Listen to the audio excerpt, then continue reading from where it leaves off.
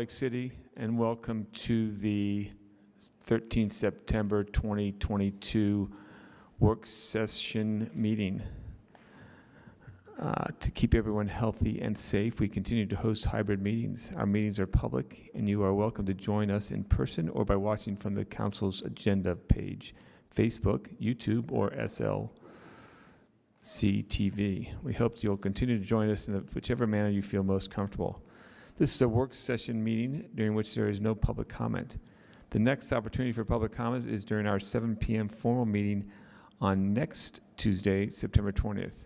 We welcome your feedback anytime by mailing us at P.O. Box 145-476, Salt Lake City, 84114, emailing us at council.comments@slcgov.com, or calling our 24-hour phone comment line, 801-535-7654. Written comments we receive on agenda topics are shared with council members and posted to our website, slccouncil.com. We will now begin our work session with our first item of business. As usual, item number 1 is the informational update from the administration. We have Lindsay join us today in Weston, and then Andrew join us. So, Lindsay, take it away. Thank you very much, council members. I think that you have our slides. Yep, that's perfect. So we're going to start out today, as we always do, with our COVID-19 update. So you can go to the first slide. And some more positive news is that cases in the U.S. as well as cases in Utah are down by 24% and 25% respectively, according to the New York Times tracker. So that's pretty positive. Moving on to the next slide, there is a new booster available, and I think that there are some, questions coming up about that. So we have put together this little FAQ about the booster. One of the questions that comes up is what's the difference between Pfizer and Moderna, between the boosters, and there's no practical difference between the two, just a difference in the age that it's available to. So Pfizer is available to ages 12 and up, Moderna 18 and up. Does this Omicron-specific booster entirely replace other boosters? So this booster shot is a bivalent vaccine, which means that it targets 2 versions of the coronavirus, the original strain and the Omicron subvariants BA4 and BA5. So the previous booster shot only targeted the original version of the virus. So the new shots are now the only available boosters, and that's for people 12 and older, depending on which booster you select or whichever one is available to you. How long should you wait to get the new booster if you recently had a shot or got COVID? That's as soon as 2 months, but ideally between 4 and 6 months after either of those events. And then regarding children under 12, kids under the age of 12 currently cannot receive the new booster. Children between the ages of 5 and 11 will get the previous booster. The CDC recommends that they get the shot 5 months after their second dose, and then children under 5 are not eligible for booster shots. So if you need information beyond this, if your constituents are looking for information beyond this, there is a lot of vaccine booster information on the county's website, so you can just head over there, and that website is at the bottom of this slide. We can move on to the next slide. Okay, so in comparison to last week, just a couple of stats to note. 33 people are hospitalized this week, which is down 16 hospitalizations from last week. And then right now we're sitting at a point where 27.6% of eligible people are up to date on their COVID vaccine. So if you're interested in other statistics around this, this is all available on the Salt Lake County Health Department's website. We'll move on to the next slide. And this is just case counts over time, and you can see that downward trend and where we sit currently at that low level, which is, pretty positive heading into the fall season. So now's an opportune time to get those booster shots and prevent an uptick, hopefully. And we'll move on to this next slide, which is our data from the waste reclamation facility. And where we sit with this in Salt Lake City is that COVID-19 is present in those samples, but that there is no indication of a trend either way. So that's where we are on COVID. And are there any questions? Okay, then we'll move on to community engagement, the next slide. All right. There is the website I share every week, slc.gov/feedback, if anyone would like to go and engage with the city with any open surveys or get any updates on any engagement projects. Next slide. Big update from planning this week. We have the downtown building height and street activation update. The Planning Division is proposing updates to portions of the land use code related to building heights, review processes, and pedestrian spaces within downtown. The Planning Commission has recommended that the City Council adopt the proposal, and the transmittal is being worked on. Ballpark's station area plan, Planning Commission has forwarded the recommendation to adopt with the modification to increase density on Main Street north of 1300 South. The briefing, as you know, is scheduled for today. Shelter zoning, public draft of the proposal for the new shelter zoning is expected to be released for a 45-day comment period near the end of September. North Point small area plan update, Planning Commission public hearing is anticipated for October. An informational briefing with the council is scheduled for the 20th of this month. The ADUs, accessory dwelling unit modifications. This is the update zoning regulations related to ADUs initiated by the Planning Commission. The Planning Commission public hearing is scheduled for September 14th, which is tomorrow. The affordable housing incentives. This is the adding zoning incentives to promote the construction of more affordable housing. And we're working on establishing a stakeholder group to identify solutions to the issues raised during the public process. The goal is to spend 1 month with the stakeholder group and then take that new information and research into an updated draft to the Planning Commission later this fall. Next slide. Some exciting news with Love Your Block. The first 4 mini grants have been awarded. The Jayhawk Central Church of the Nazarene, Poplar Grove Community Council, and Glendale Mountain View CLC have all received their grants, and the Love Your Block team is going to work with them to complete their projects, which is really exciting. And at the same time, the Love Your Block team is getting ready for the next mini grant application, which will be open in December and run through January of next year. Next slide. Salt Lake City Public Lands Department has initiated the development of new trailheads and amenities at 5 existing access locations: Victory Road, Bonneville Boulevard, the Salt Dome, 18th Avenue, Hilltop Road, Popperton Park, and Immigration Trailhead. And Public Lands would like the community's input on the amenities that they'd like to have prioritized at these trailheads. And there is a survey that should be available on the feedback page that folks can go to. It's open until the 30th of this month. And next slide. Housing SLC has had some great initial engagement, 3,348 responses, and actually came from a very demographically appropriate and proportionate segment of the population. They're going to take this survey data and work with the Thriving in Place team and their information and their data, and for a second phase, jointly with the 2 efforts, since they have some crossover. They also noted that the Housing SLC team did a Reddit Housing AMA where they had 121 comments and 8,100 post views, so it was pretty successful. Next slide are the upcoming events. It was a busy weekend this last weekend, and September continues to be busy. Of course, 9th and 9th Street Festival on the 17th. The Classic Car Show at the Ballpark is going to be on the 16th, and the Groove in the Grove on the 24th, the Marmalade Jam Fest on the 24th, among so many other fun things. That's it. Thank you, Weston. Yeah. Hi, Council. The latest numbers are on the board again. High rate of use of the resource centers, over almost 98% capacity the last week. Next slide. These are short this week, and then there's some verbal updates as well. So you'll see Kayak Court is this Friday, our regular scheduled 3rd Friday of the month. Resource Fair last week at Pioneer Park. You can see some of the partners who were there with us. Big thing they were surprised by is the need for hamburgers. They had a volunteer group who did a lot of the lunch, and it was really well received.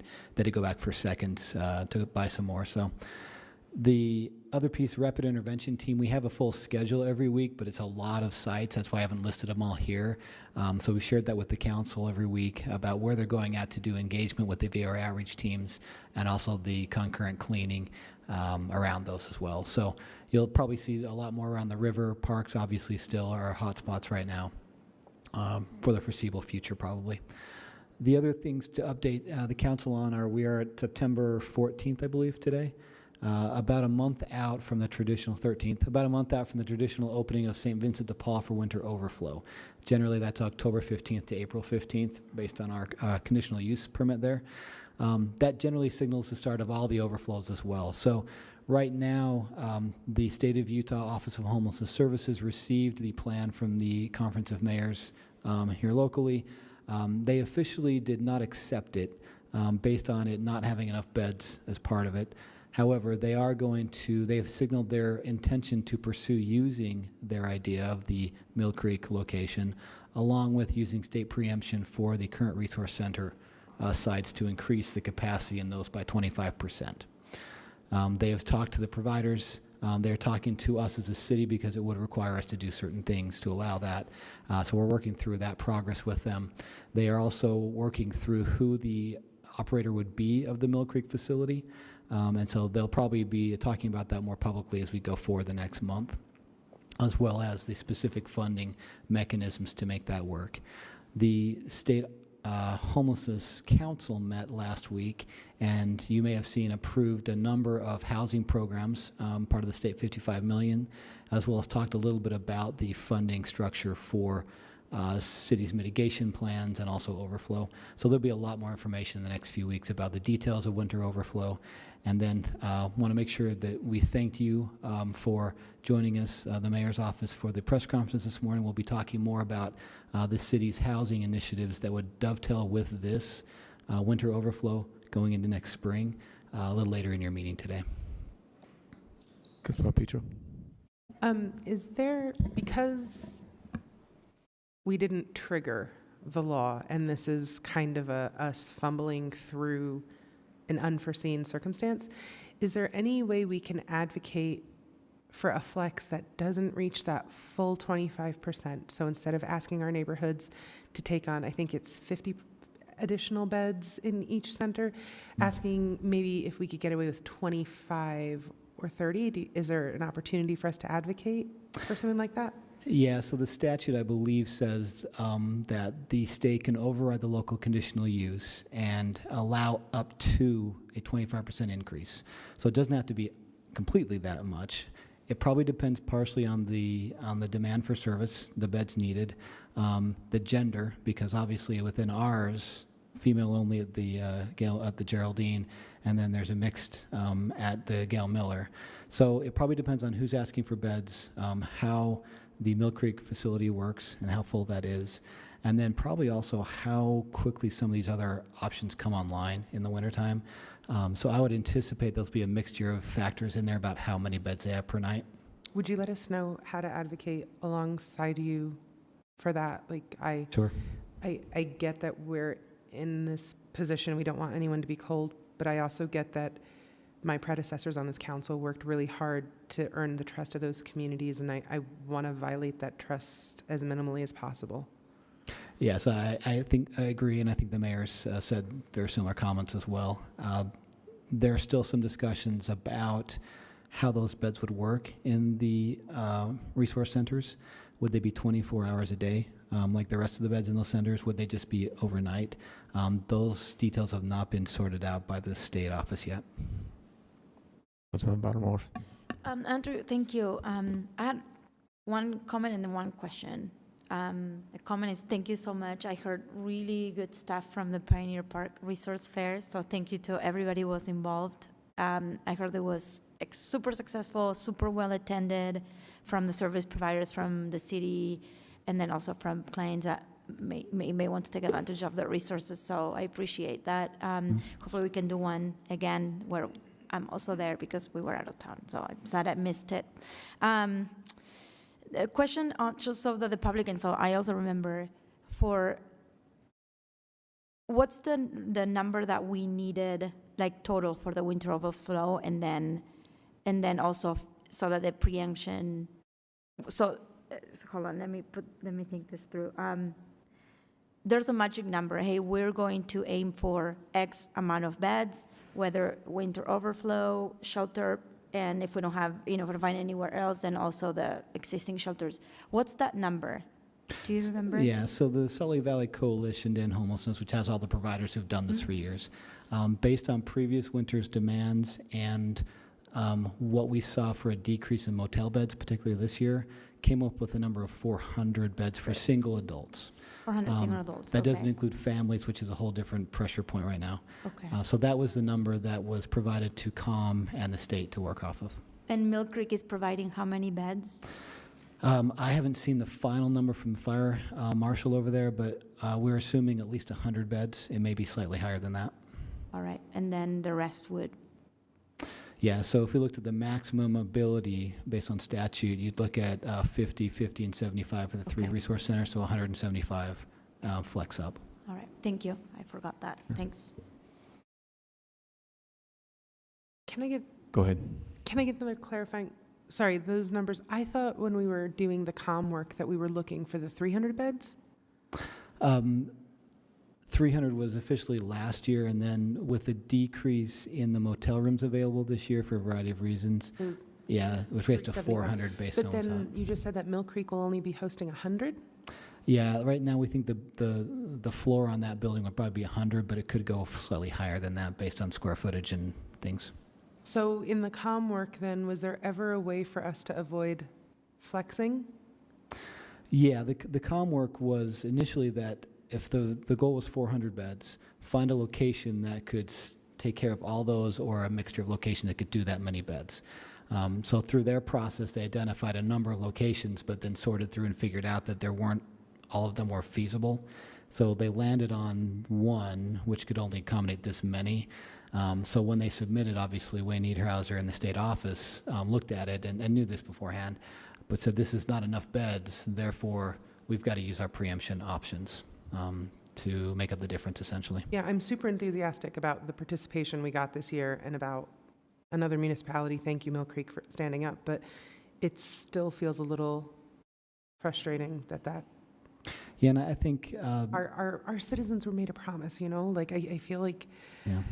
I get that we have to do what we have to do, but I also get that our sheltered residents put themselves on the line, and I want us to make sure that they know that we were on defense as much as we could for them and for those promises that were made, Yeah, so I think it was mentioned earlier during the press conference that there's a couple of positives to come out of the process. One is obviously what you brought up, that a number of cities were actively participating, offering options, working through some details. It was tough work, which is new. And it's also yielded some further discussions about other options later on for housing and other things, which were very positive, I think.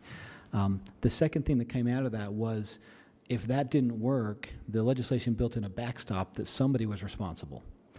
In this case, the Office of Homeless Services, the state level, is now responsible. And so that's new this year as well, whereas before it would sort of land, right? And everyone would look at each other and say, well, who's going to pick this up for the wintertime because we have to do it? Well, we've done that the last few years. In this case, the state had a mechanism to use certain options, but ultimately it meant that they were responsible instead of this council or this city or a city.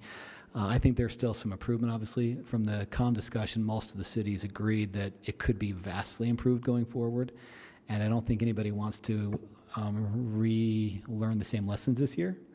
And I know the Office of Homeless Services, in my discussions with them,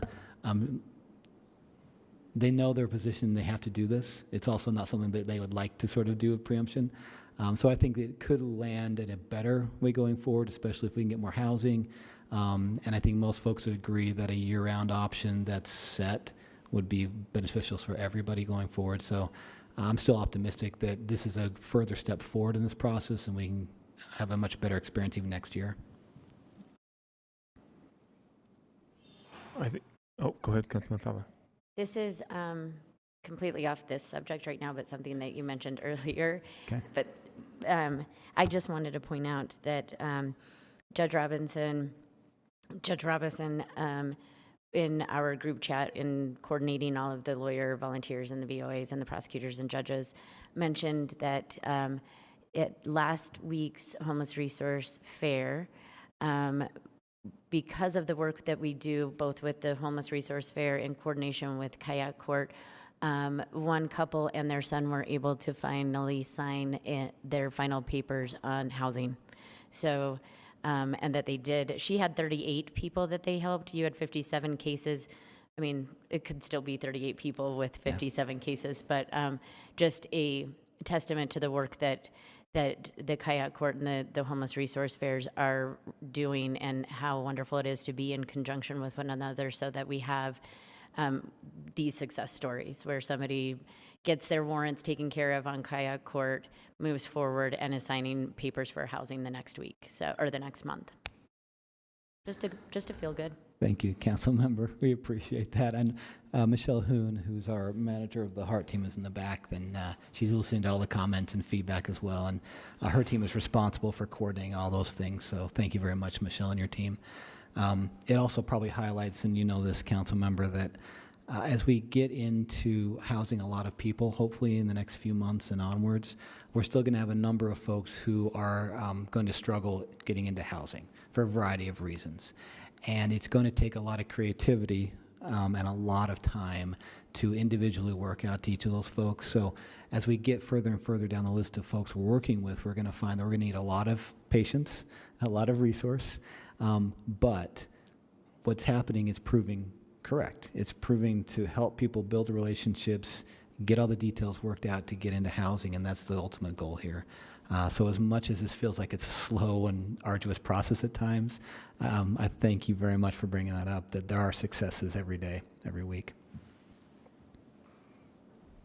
Thank you very much, Andrew, Weston, Lindsay. Appreciate that very much. We're moving on to item number 2, the ordinance of the Green Street Alley vacation.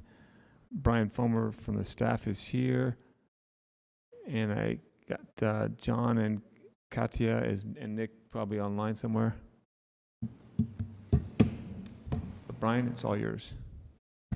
Thank you, Mr. Chair. This is a proposal to vacate a T-shaped alley between 1300 South and Harrison Avenue and between Green Street and 700 East. The alley was incorporated into the abutting properties sometime after homes between the alley's east side and 700 East were demolished for UDOT's expansion of 700 Brian, East. could you scoot the mic closer to you, please? Sure, sorry about that. So the alley was incorporated into the abutting properties sometime after the homes between the alley's east side and 700 East were demolished for UDOT's expansion of 700 East in the 1960s. And I will turn it over to Katya. Can I have the next slide, please? So this is the alley, and the property in yellow is the Grace Church, and then the dotted line in red is actually the alley that's being proposed to be vacated. So the reason for this property, for this alley to be vacated, started with the applicant wanted to put a garage in the back of his property and found out that portion of his property was not actually his. It was an alley. This property is zone R1 5000, so it's a low residential. Right now, the alley consists of being, just on paper. And, like was said, UDOT is abutting this property. Next slide, please. So a little bit of the background. This is the subdivision showing where the alley was, and the blue line shows where actually the houses used to be there, and at that point the alley was functioning, but now since 1960s it's not. Next slide, please. So that's just photographs of the existing condition of the alley. Right now, if you drive by 700 East, you'll see a Wasatch Community Garden on the end of that block. Next slide, please. Next slide.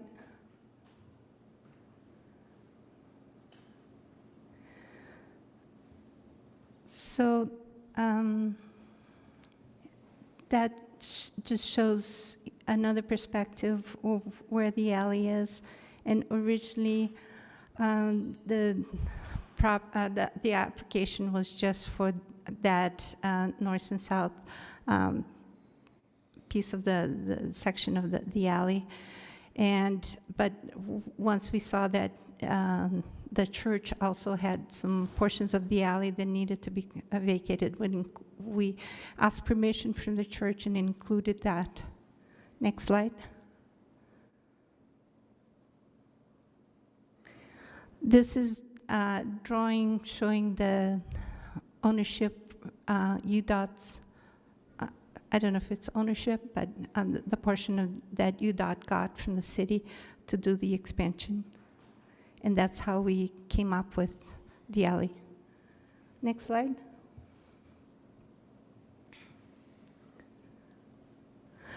So one of the issues is the disposition of the alley, and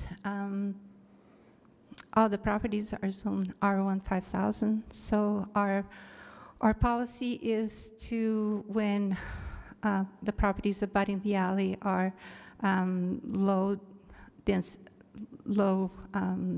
zoning residential, is that we divide the alley in half and deed the alley to each of the abutting property owners, which that's what we're proposing.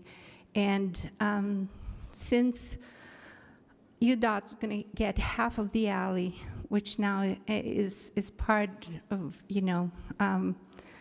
the portion where the abutting property owners already have, absorbed the alley into their property.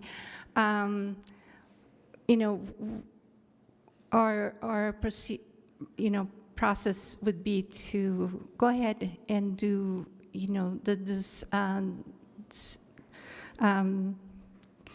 deeding the alley to each of the abutting property owners, and then UDOT has a process for surplus property of their own, and we would have the property owners contact UDOT and have them go through UDOT's process. But in the process of doing this alley vacation, we have contacted UDOT, who has stated in an email that they have no interest on the alley, except maybe the very top of the where the Grace Church is. So it's not part of the alley that is being it has already been fenced off. Next slide. So next slide. So we find that the alley fits in with our policy, and also that it's not being used for any public reasons right now. So we recommend, the Planning Commission recommended that the City Council approve this alley vacation. Are there any questions? Just my question is that we're looking at the vacation of the entire property to the west abutting property owners and the church for the top portion of the T. Yeah, the whole extent of the alley. So we don't that's have to, been- so the property owner doesn't have to go to UDOT. UDOT's basically said, yes, you can give all the property to the abutting owners to the west. N- Not give, but, Actually, when we vacate, our policy is to deed the alley, half of the alley to each of the abutting property owners. UDOT is one of the property owners that the alley abuts. But, so we'll, go ahead with the process of vacating and deeding it to UDOT. But UDOT has a process of disposing of surplus property, and they are not interested in having the alley. So it will be one additional step to the property owners. wonderful, thank you. I think they're interested in less places to mow and take care of weeds and Yeah, things. absolutely, absolutely. Yeah, it's good. Go ahead. And Go Mr. ahead. Chair, may I clarify quickly? That would be a process outside of the city, so Right. we would not be involved in that. Exactly. That would be a They- private transaction between UDOT and the abutting property owners to the west, Right, perfect. and the church. And the church. Okay, Councilman Pui. Yeah, so dividing the alley in half, deeding, or giving, whatever you call, what is it, deed, the half that are close to the property, and the one half is UDOT, and the other half is all of these different owners. Right. But UDOT is not interested in any of those, right? Is not interested in most of that, except for that little T type place Right. on top. Is that what is correct? And I'm not sure, that they are interested. They just have a little bit more to think about, whether they are sure that they want that little But they can piece. negotiate that if we did it the way that you guys are requesting, they can negotiate that with the church or with the other owners in that area, and we don't have to be involved. So that would be Correct. the best case scenario for Correct. us, I think. Okay, thank you. I appreciate the clarification. Councilman Just a comment. Thanks, Katja. Thanks, John. I miss you guys. I remember doing this, and I was just commenting to Darren. This happens so often in Salt Lake City, where people just build over a piece of property that might not be theirs. So I'm not surprised that we're here again doing something like this. So thanks for all the explanation and revisiting the subject that we'll see more coming. So thanks. And it's nice to see everybody back in real life, so. Yeah, it is. Thank you very much. I don't think you have any further questions. Appreciate that very much. All right, thank you. So, Council, we're moving on to item number 3, the rezone and master plan amendment at 16 South, 800 West. Oh, same crew? That's right. Yes. I was wondering why you guys weren't moving. Okay, Brian, kick it away. Okay, thank you, Mr. Chair. This is a proposal to amend the zoning map, pardon me, for the parcel at 16 South, 800 West, which is adjacent to the Folsom Trail in City Council District 2, from TSA UNT, which is Transit Station Area Urban Neighborhood Transition, to TSA UNC, or Transit Station Area Urban Neighborhood Core, to potentially construct a mixed-use building on the site. Additionally, the proposal would amend the North Temple Boulevard plan to list the subject property as core rather than its current transition designation. And again, I'll turn it over to Katja. Thank you. Can I have next slide, please? So that's the yellow box is where the site is, and just underneath that on the south is the Folsom Trail, and on top is South Temple and the railroad freight trail track. So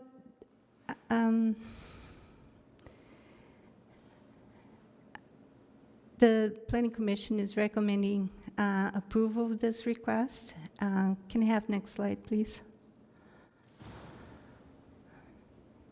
So the reasons for the amendment, again, are to for a development that would require a little bit more height, and where, right now it requires 50%, 50 feet for the TSA NU transition, and the core would allow 75 feet. Next slide, please.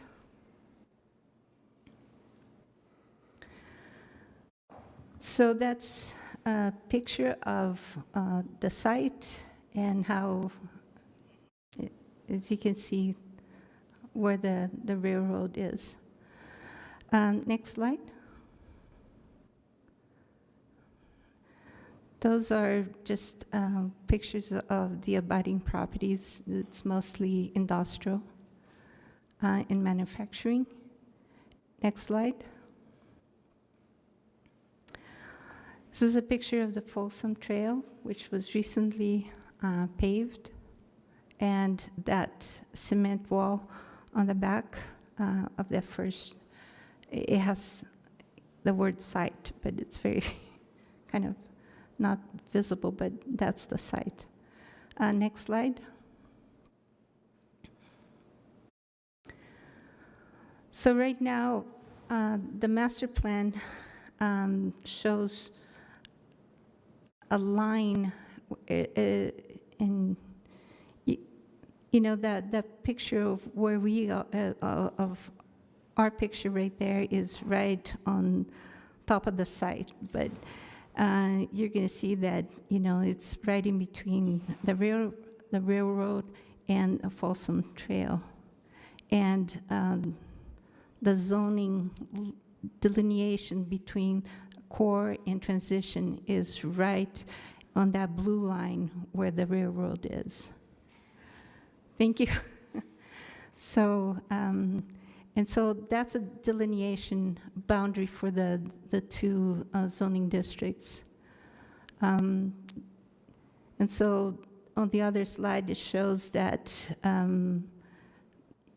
the property land uses south of that, you have about a half a block that's still light industrial, and then it's more residential on the south. Next slide. Next. So this is just showing that there's very little changes between the transition and the core, and mostly the height, parking requirements where the core doesn't require any parking, and a little bit more open space for the core zoning district. Next slide.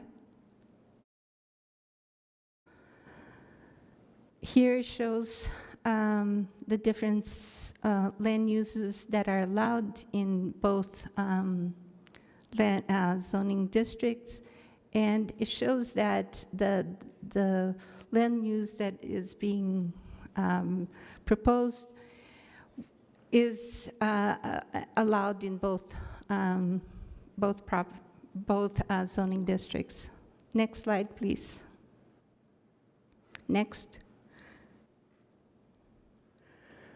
It shows the relevant master plans, and mostly the North Temple Boulevard, and where it shows the reason for the request for master plan amendment is because it will change the boundaries of the zoning districts. Next slide, please. Mostly this page where it shows where the properties that are more dense are in red and closer to the station, and then again that boundary that we talked about, and then there's the yellow, which is the transitional land uses, and then the yellow, the blue, which is more low density. So right now there's kind of a natural boundary because of the freight, but the railroad, but then this rezoning would kind of jog a little bit. Next slide. Next slide. So the planning division felt that there is enough buffering between the proposed site that it could be more of a core. It could be changed to core, and then there is that buffering between the existing residential. So their recommendation was to approve this rezoning with one condition, and that condition is to create development agreements stipulating conditions for what happens on the periphery of the site concerning the trail, the adjacent roads, and the railroad, and that the unit configuration be at least 25% with 1 and 3 bedroom units, which was something that the community council has, emphasized in having. So 2 bedrooms and 3 bedrooms. 2 to 3, yes. Instead of just having 1 to 2 bedrooms, to have more bedrooms in each unit. Any questions, council members? To Chair, yes.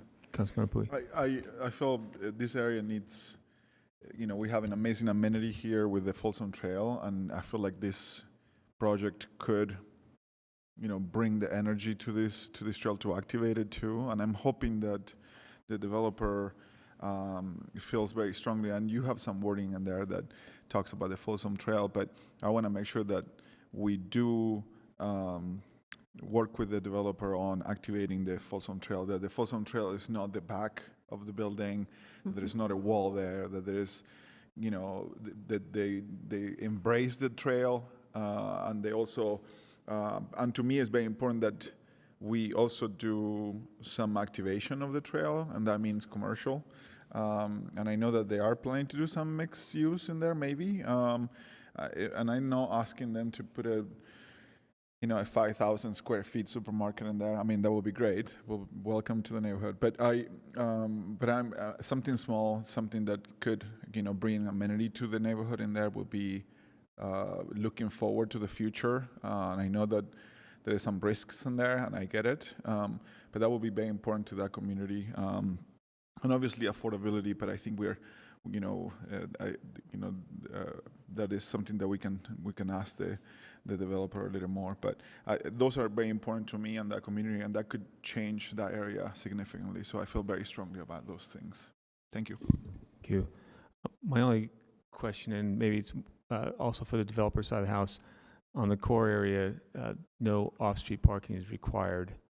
And I love that we can use public transportation, but it would be nice to know that the developers looking at the community and the development site and say maybe there is a need for some off-street parking, especially if you're going to have some family units, that there'd be some off-street parking instead of on-street, because the way their Folsom Trail and the railroads are taking up some of the available on-street parking positions, and I'm not sure if the commission is going to add that to a development agreement along with the 25% at 2 to 3 bedrooms or not. And according to the developer, he plans on having adequate parking, and that's one of the reasons for the additional height, also to have the retail on the bottom, parking, and then residential on top. And what may work, and just as a suggestion, is that if you retain the parking requirements from transition, but then allow the core to go up to a little bit more height, so they could get some more density, but then they would still be required to provide parking if that's a concern. Oh yeah, that would be, yeah, that is a concern. So, and that could be added to a development agreement. Okay. Just a thought. Just go ahead, Councilmember Fowler. Sorry, and Katia, you may have said this. So the developer is amenable to doing a development agreement, and that's already been discussed with them? Yes, at the Planning Commission, they said that they would be okay with doing a development agreement. Okay, sorry, I might have missed that. I apologize. Thank you. I think what Councilmember Pui brought up is an interesting question because if I'm understanding TSA zone, and it's a complex zone, so I don't understand all of it. So I don't understand it, first of all, but I think it has a lot of things about street activation and what happens on street-facing facades, but where this is facing a street and a trail, does it have anything requiring activation along that trail? And if so, is that if not, which I assume the answer is no, could we incorporate those things in the development agreement? And sorry if you already said. No, I don't think we did.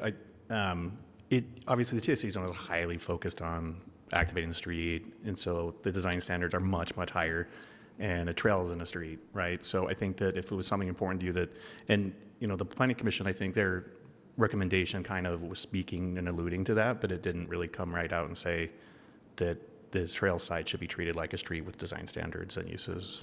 And I don't know exactly what that would mean for the development if we said this trail for this property is considered a street, but maybe that's where we start. And if that is not a problem for the development and it's good for the community, I think that'd be a great thing to add. But if there's some other combination of somewhere between that and not caring about that trail at all, then I think it would be nice to include something into that. And it seems like that's something that could be put in a development agreement. It seems technical enough that we could add it, but hopefully there's a way forward. Yeah, I think that's definitely something we'd work with them. Thank you, Councilmember Petro. I just want to second that and say that there's more than one council member very interested in that, and I think it's a really good design standard that hasn't been thought of before that I would really love to see engaged. I mean, and I guess to that point, maybe we should look at our zones that are focused on and look at maybe an actual text amendment for zones to call public ways, to focus on public ways, not just streets. So any type of public access way, including a trail. Support that. To that, like the river is something that I feel very strongly to. So when we're doing development along the river, the trails, I think this should be all embracing. We used to look, many of the development to the river, and sorry, we're going off topic, but it's usually looking away from the river. Look, you have a lot of walls, and I think that's a missed opportunity. And I hope that the development, the growth in this area looks at these trails, the amenity that it should be. So thank you. All right. Thank you very much for the presentations. Appreciate it. Have a great day. Thank you.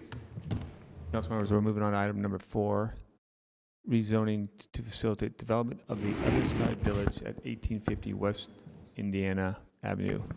Brian's here with David Wayne, and I think, there's Nick.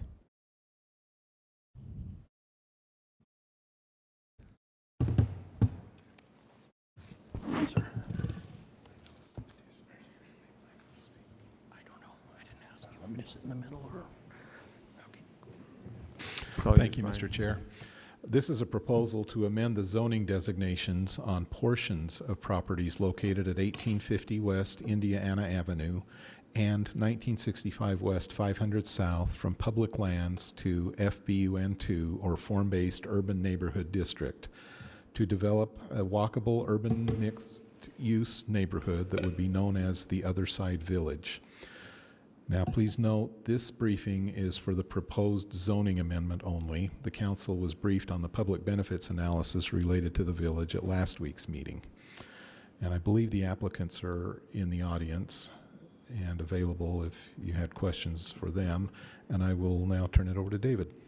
Okay, good afternoon. You introduced the item. This is the rezoning or zoning map amendment for the Other Side Village. And could we get the presentation queued up, Brian? Okay, next slide. Okay, so this would be a rezoning of 2 portions of city-owned property. Both of them are zoned PL, or public lands, and it includes 37.1 acres total. That's 28.5 acres on the parcel at 1850 West Indiana, as well as 8.6 acres at 1965 West 500 South. And again, you mentioned it's for the development of a walkable urban neighborhood known as the Other Side Village. And there isn't a specific site development plan under review. Next. Next. Oh, there we go.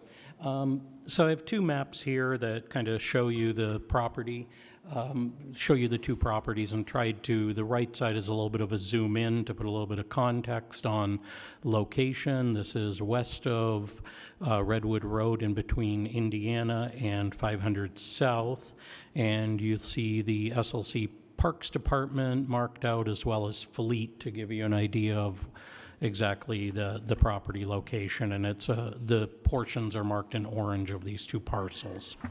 Next. Again, a little bit of an aerial view of the overview of the site, showing again the location. The site is undeveloped at this point in time, and if we can go to the next. Teeing off on the public benefits analysis last week, there was discussion of a pilot project area of about eight acres that was being discussed with that, and this is marked in blue on top of the site plan. That is the conceptual site plan for the village. Next.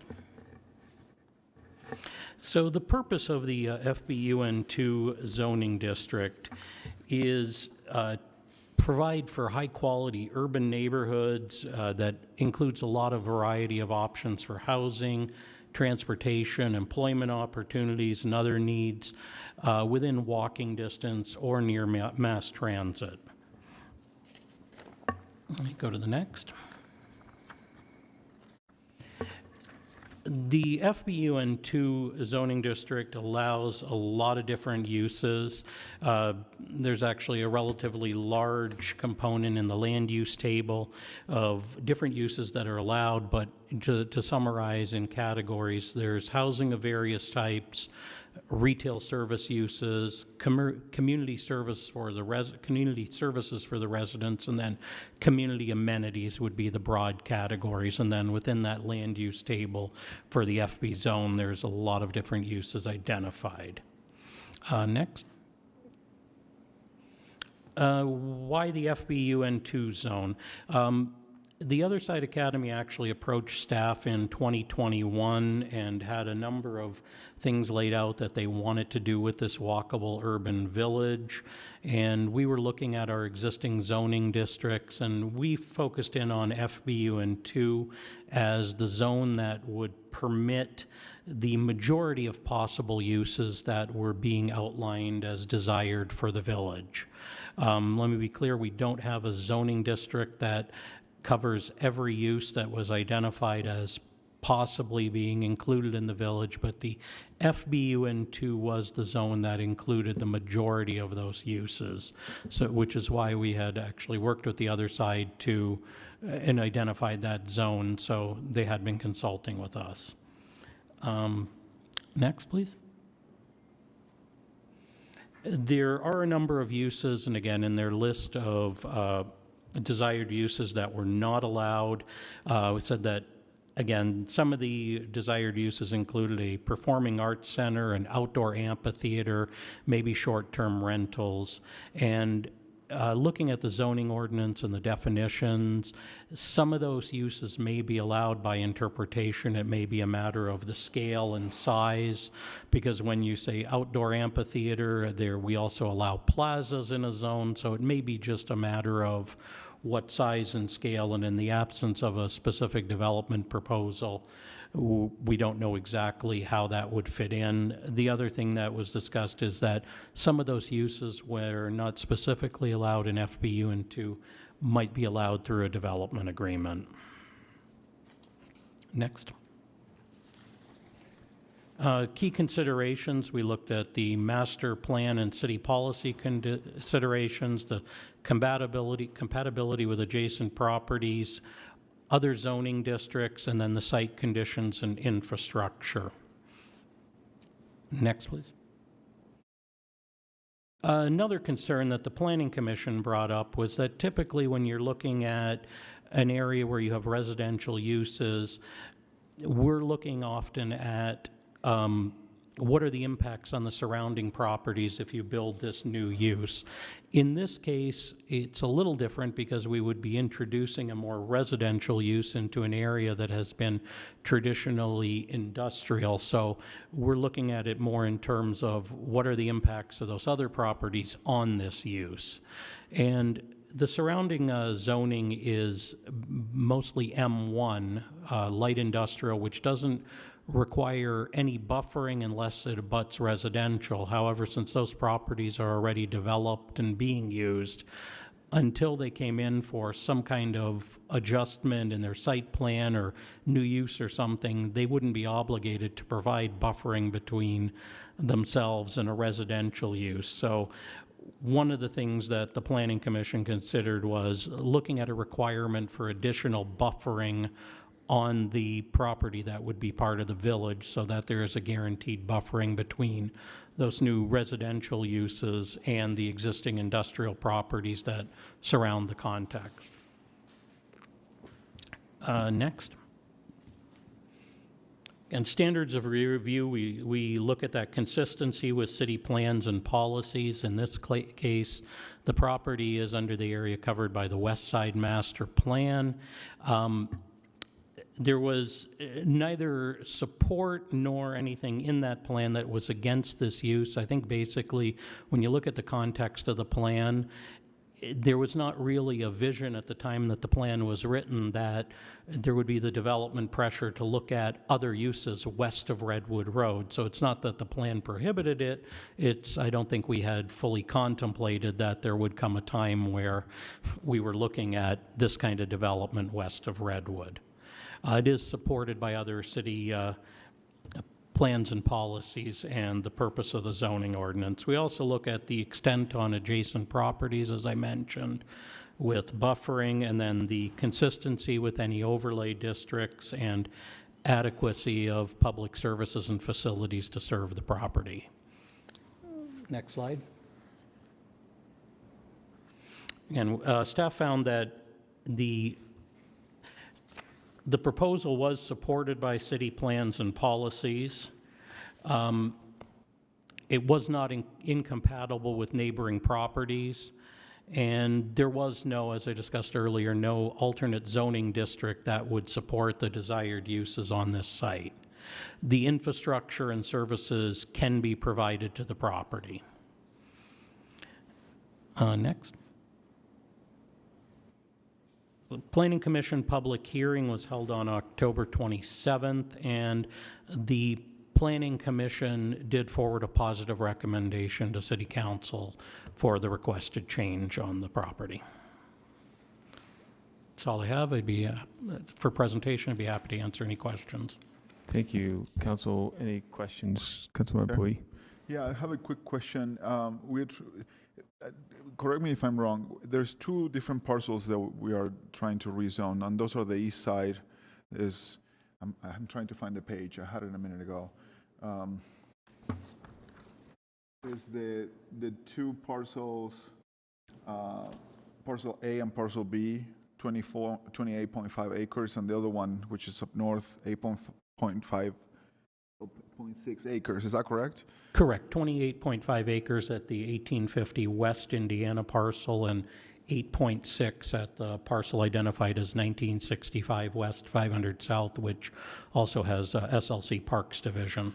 And my question is, if I remember right, there is a pilot program, so there is a smaller version of this village, and that will fit well within parcel A, right, which is 28.5 acres. Let me double check, but yes, it fits within the kind of southeast corner of the southern parcel, the one on Indiana Avenue. And is there any reason to rezone those two parcels if the whole project fits within that one parcel for now, until we can move into the next stages? If this project ends up moving to the next stages, what is the purpose of rezoning two parcels when the project is staged and there is steps to meet and to go into the next stages?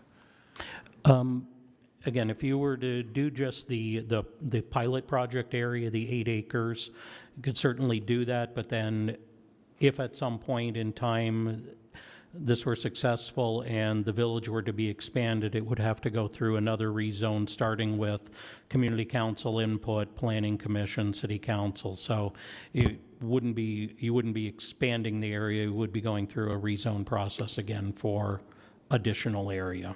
Can I follow up on that? Alternatively, why not just rezone all of it? Like we're having like a split zone here, which is something that every time we have another rezone, somebody's like, look, you guys split the zone, you should just make it all the same. So, right?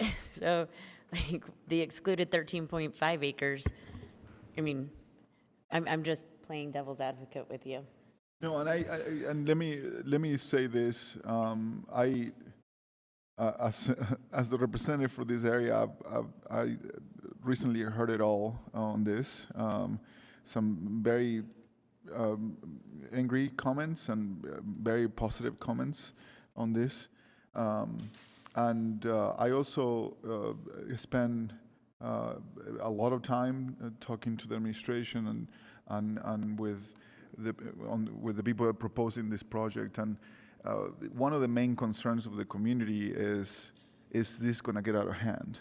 And having an opportunity and I know that this is more work and it's a lot of stages for the administration and for the planning commission, but having a little bit of security to protect the community in case there are issues, I think that is a positive thing, regardless of all the work. And I know I apologize for that in advance if that's what we're going to do, but it will give us a little more tools to make sure that the project does happen and does happen like we all want it to happen. If that's, if this moves forward, but I think that would be a security for the community. So thank you. Councilmember Mono. I also think it's a good idea to do the 8 acres. I understand the split zone concern, but in this case, I'm looking at this as 2 separate parcels, not one parcel that we would be split zoning, because I think we're saying, I don't know if we're saying this, but if we as a city are saying, okay, we're going to go forward and use this 8 acres as a pilot project, and then at some point we can evaluate whether it's successful, and then there'll be a whole nother process. I think in this case, it's a good idea to have that whole process start over again so that the community can get input and give feedback onto how it's working. We can maybe hear from some of the residents or clients of the village and see whether or not it was actually successful, be able to evaluate that from all different lenses again, and then assuming, and I hope that it is very successful, then we have that additional, or the future council at whatever point has that additional legislative check-in to decide whether they want to expand that to the remaining acres. So I would be supportive of that. Yeah, Councilmember Pedro. Kind of switching gears, I know that the form-based zoning in other areas of the city attracts some criticism in that it gives the developer too much latitude and freedom to do what they deem appropriate. Have you, Councilmember Pui or Planning, have you heard that? I know that the other side, Academy, the other side, Village, are pretty open to most things in development agreements, but I feel like that's something we really are going to have to guard against. I can imagine that criticism being the next wave of things that you and I are going to get a lot of emails and calls about if we haven't already started to see them. I think there's some, well, one, yes, we have heard that. And 2, we're working on a transmittal that actually addresses those things. So that went through the Planning Commission last month. So you'll be getting it hopefully relatively soon. But 2, I think this is quite a bit different than most development in the FBN2, which is fairly constrained to small parcels. Even the larger parcels that have been developed have been fairly constrained. The other thing, too, is that given the nature of this site, it's very likely, in fact, I think it's almost probable that this goes through some sort of a planned development to address some of those things, just because you have so many uses and so many buildings without street frontage, depending on whatever that layout, that all we have is that concept plan, right? But I think it's highly likely that there will be more eyes on whatever that proposed site plan is than there normally would be if it was a 12,000, 15,000 square foot lot at a track station. Thank you. Before Councilmember Puy, I'm also in agreement with just rezoning and the split rezoning just for the pilot program. I think it'd be nice just to stop there and then look at the remaining land at that time. But I'm going to go back to the form-based 2, the short-term rentals and the buffer zoning. You kind of just mentioned those in some type of a development agreement. But it'd be nice for us to see what that development agreement is. I mean, I know it's out there, but what are some of the specifics on that buffering, and what are the specifics on the other items that are not permitted in form-based that is requested, and how is that development? Yeah, and I think we'd have to figure some of those things out. I don't know that we have an information right now to be able to put together. And that's fine. I think it's just, yeah. I think that's after you get to this point. You finish this step and then you go to that step. Yeah, and I think as far as procedurally, if the city chooses and the council chooses to use a development agreement in this case, then we probably need to discuss that adoption process for that, because normally when development agreements they go the other way, right, where they're restricting something for some reason, which those are they're easier to put together, right? But here we have a development agreement, which many cities do, which we don't do this very often in Salt Lake City, but it could potentially expand uses beyond what's allowed in that zone. For example, we talked about the amphitheater thing. And so that is something that actually would have to be, that development agreement, when it's expanding, does have to be adopted by the city council under state code. Councilmember Puy. So just to be clear, we're talking about the parcel A, which is the 28.5 acres, and not, well, that's what I was talking, and not parcel B, which is the 8.6 acres, which is the one up north, and it's still like a very large. Right. That's still very. We're talking about.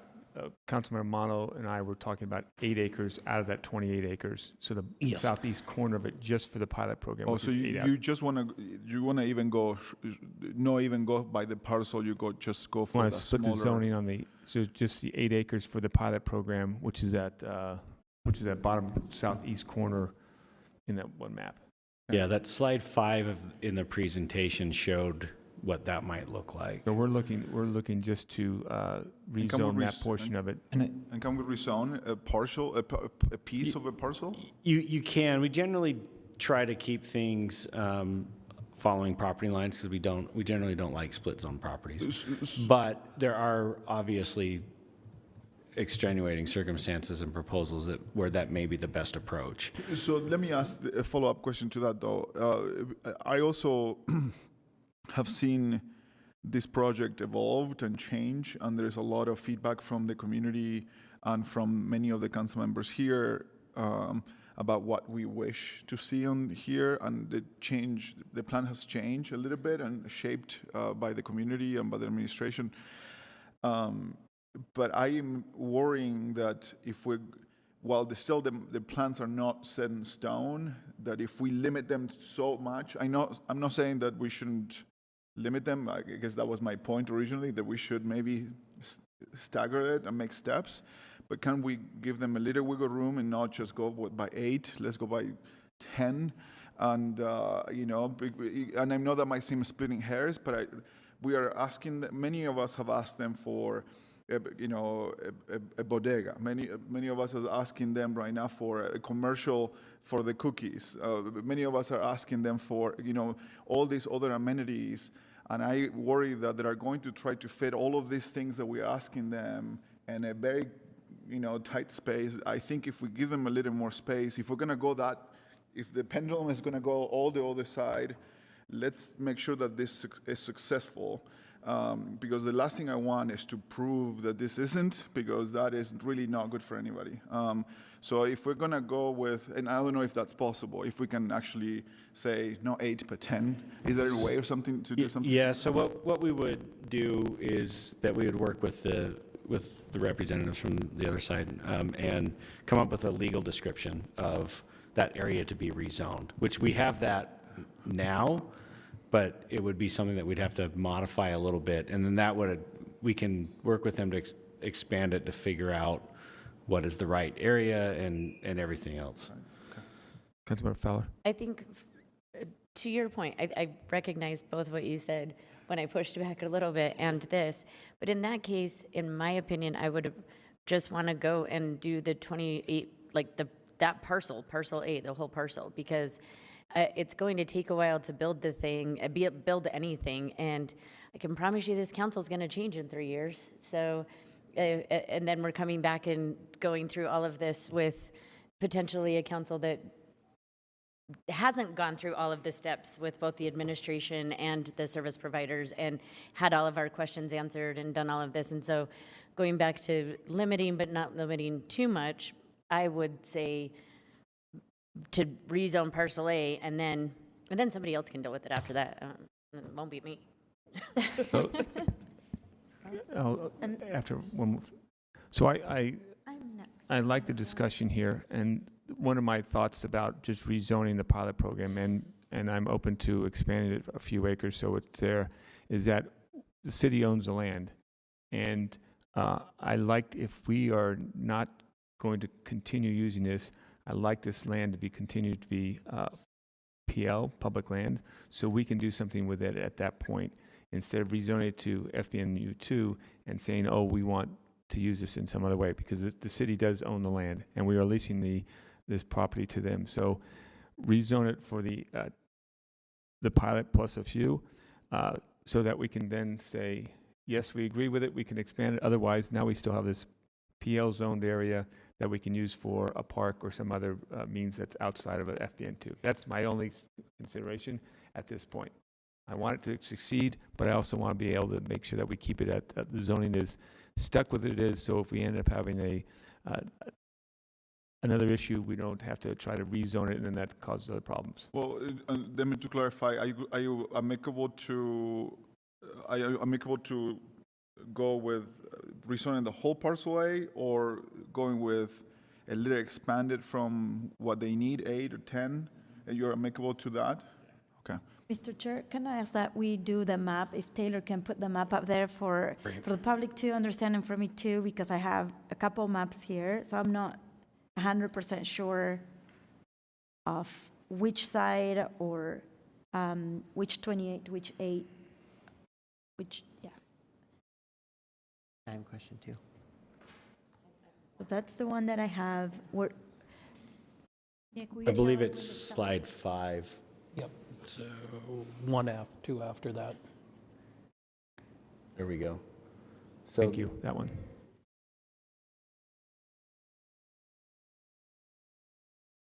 So the blue boundary, Nick. yes. Okay, the blue boundary. It's a little hard to see there, further the south. bottom right corner quadrant of that image. Okay. Can we see a map that orients it in, okay, that's Indiana, okay. A little bit better. All of that is in parcel A. So all you can see right there is parcel A. Parcel B is north of that, which everybody seems to agree that we're not going to touch. Okay. Oh, Councilman Valamorris, you must have, It's okay. Councilman Yeah, Pito. give her priority and then I'll. So I would like a larger rezone, because not just the permissions that we're setting here, but because of the signal internally to our city structures about our obligation to build out the infrastructure needed here. I'm going to beat the dead horse that I have repeatedly beaten, but I have worked intimately at Wallace Stegner and been poked by the goat heads where there should be a sidewalk. This is an area that has required our infrastructure development for a very long time and has not been prioritized. And now if we're going to place people there, I think the rezone sets the tone for it to be a reasonable priority for us to do that infrastructure development. And the only public use of this public land right now is people leaving dead tires out there. There is literally nothing else happening on this public land except the occasional hypodermic needle being left there. and tires. So if we want it to go back to public lands, I'd like to go back to public lands with an actual strategy for activating it in communal best interest, and not what it's been, which is just kind of empty space for whatever needs to happen there. Mr. Ch- Councilmember Fowler. Oh, Thank you. Councilmember Ward. Is the city, okay, if it's our land, do we have to follow our own zoning, or are we exempted like the state? No, we are not exempt from zoning. Okay, just wondering. Okay, so follow-up question. Has anything ever been built on this piece of property? Ever? The land? Other than a land, but has any structure been built on this? Not that I'm aware of. Okay. I don't think that there's a big risk in us rezoning this entire structure. It's what was told to the public. It's what was the discussion. It's been the frame of the discussion the entire time. I think that given the high amount of workload that we have put on planning recently, I don't see any justification for why we would ask them to redouble their work on the same piece of land in the foreseeable future. I would rezone both parcels today. Councilmember Fowler. Thanks, Chris. I agree with almost everything. I would still only rezone parcel A. And going back to something that that Dan said, I mean, at the end of the day, if we own the land, we own the land. And we can still, I mean, yes, we might have to go through the process of rezoning it back, but it's still our land. It's not like rezoning it doesn't mean we don't own it and can't figure out the next step of what we want to do with it. So I'm okay. I understand Councilmember Pui's and the comments that he has gotten and the concerns that he's trying to address with his constituents. And so for me, that's why I'm still with parcel A, come back. But splitting it up into parcels just really, I mean, into parts of parcels seems silly to me. I mean, to be clear, that was my original point here, which is, let's stick with parcel A. So we're back to this point, and I think I'll leave that point there because I think everybody's sort of have different opinions on this, and maybe we can talk more about this. I do have a concern. Let's say, and I mentioned this last week, we are in charge of securing the rest of the properties here. And my concern is how are we going to secure these properties and how we're going to prevent shenanigans from happening. And who's going to, do we need a fence? Do we need a chain link fence to make sure that there is no, no unsanctioned camping happening or some other things happening on that area that we're not touching for a while? So that is one of my concerns there, that while, I think the provider has very good faith and an amazing plan, the other parts that are not touching, I think are maybe prone to some of this happening. So I'm a little worried about how to secure those properties. And if there's any ideas on how we can secure those properties, maybe in the Indiana side or something. That's kind of, I mean, this is still valid points, just outside of kind of like the direction right now is just the rezoning side of the house. But yes, a valid point in there. I have something about the pro forma, but go ahead, Councilmember Valamoros. Thank you. I'm a little bit I'm okay with what has been said about zoning more than what's proposed. I am more interested in the economic development part that I mentioned last week, and how else can we support a disadvantaged neighborhood with an economic development idea, item, proposal, whatever that might be. And I wanted to ask, Nick, you said that some things are excluded in the form-based zone. So through a development agreement, then we could do, I mean, as I know Tosa has the amphitheater, so that would be something that would have to be in a development agreement, but it's not finalized yet. But it looks like they might be open to that. And I'm also interested that as we do the housing, that we also do a development agreement for retail or storefront if it's not already in the lease that the administration has been working on. I would like for this pilot, for this project to be successful as a tool for homeless and mentally ill neighbors that we can help. But I would also like this to be an amenity to the neighborhood, and that means also a place where the neighborhood and other people come over and visit, and maybe a storefront, retail. I know they're working with a cookie wholesale idea. Maybe that's something I would like to see along those lines, but I would like to see commitment up front more than later as a phase 2 or phase 3. I've talked to people at TOSA. They seemed like they were interested. Hi, our friends, our Petro Eschler minis. And I think there's an interest in that, and I wanted to propose to the council member, if you guys are agreeable to that we do that development agreement up front as well for economic development, commercial/retail, storefront, however that might be. It could be a win-win for the neighborhood in a way, and if my positive entrepreneurial side says this could be amazing, and I have a feeling that maybe other people will be interested in building here once we rezone, and now there's opportunities for other businesses and residential, and that we might be asked in the future by other groups, hey, we want to be part of it. So that's my positive Anna thinking about all the possibilities that this property and this parcel could be, and so that's what I would like to see. Councilmember Mono.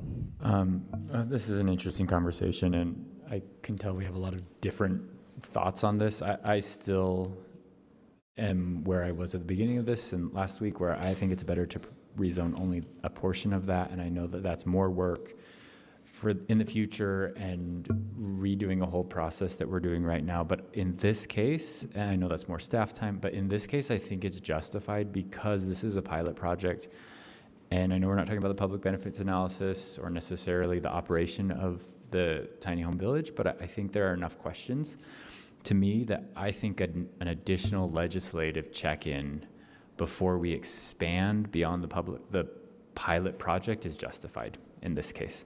So I like what Councilmember Pui said about, okay, maybe it's not just 8, maybe we go to 10 so that we have some flexibility, and these additional storefront or whatever else, it's not just what is currently in that 8 acres, but that's still where I'm at on this, is that I'd like to keep it to, I'd be fine with a 10, but between 8 and 10 acres, so that we can truly look at it as a pilot project and then check in again and give everybody another opportunity to weigh in.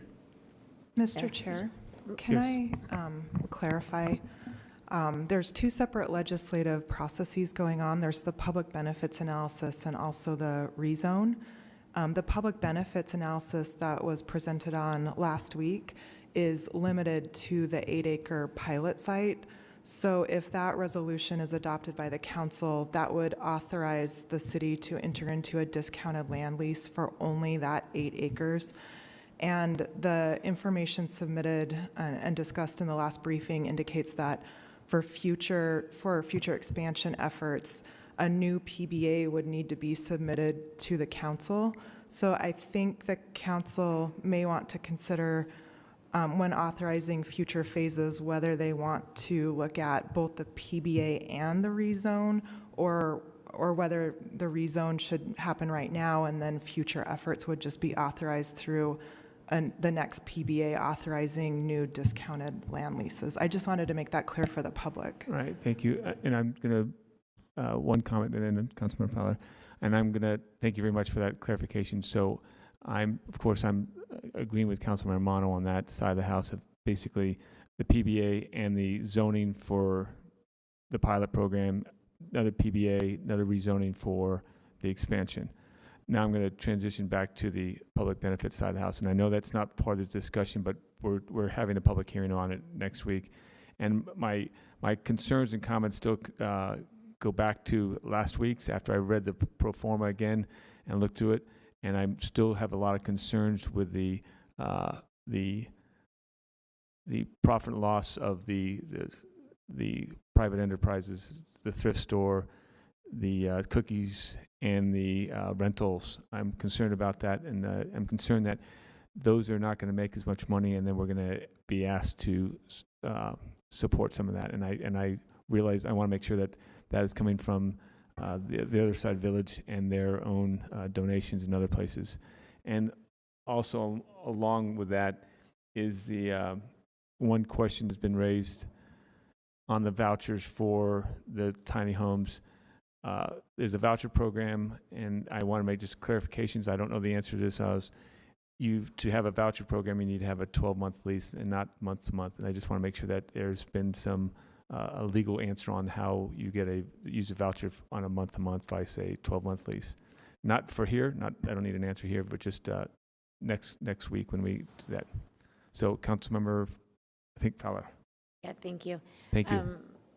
Tammy, thank you for that clarification. It is helpful. And I think what I would sort of pose to other council members that what rezoning that whole parcel right now would do is not just say, now you can expand as much as you want, because of what you just said. Each expansion has to come back to do a public benefits analysis. The pilot program after that has to happen. After that happens, has to come back with a public benefits analysis. Yet instead of sitting and doing, 6 months of now new rezones, new this, we're actually, if we like the program, we can actually continue to expand it rather quickly than having to go through all of the rezone and the application and the planning commission and the staffing and all of that, right? And I bring this up because I feel like there are times that we have a tendency to make things more difficult than they need to be, and this seems like one of them when we actually have a safeguard there, right? And in a rezone, again, yes, maybe we want to put a park on something, but I think we probably could figure out a way to put a park on a parcel that we've rezoned, and I may be wrong, but we can get creative, I think. And we sit and talk about all the housing that we need. So it just seems like we're sort of being a little counterintuitive by saying, we're only going to do this parcel by parcel, yet here are all the needs that we have, and making it a little bit more cumbersome on ourselves and our staff, when in fact TOSA would have to come back to us for another public benefits analysis. And so if we didn't like it, we were like, cool, thanks, have fun. We don't have to expand their program. We're just eliminating an extra step and an extra hurdle for ourselves. But that's just me. Real quick, Brian, when do we actually take action on this? We don't have a date set for it yet. The public hearing on both the public benefits analysis and the rezone is next Tuesday, the 20th, but there is not a date set at this point for council action. Okay, thank you. I'm going to finish the conversation here. That was a great discussion. Just kind of repeat, public benefits analysis public hearing and the rezoning public hearing is next Tuesday, 7 o'clock during the formal meeting. I appreciate that very much. We'll go on a 10-minute break, and we'll be back at 5:13.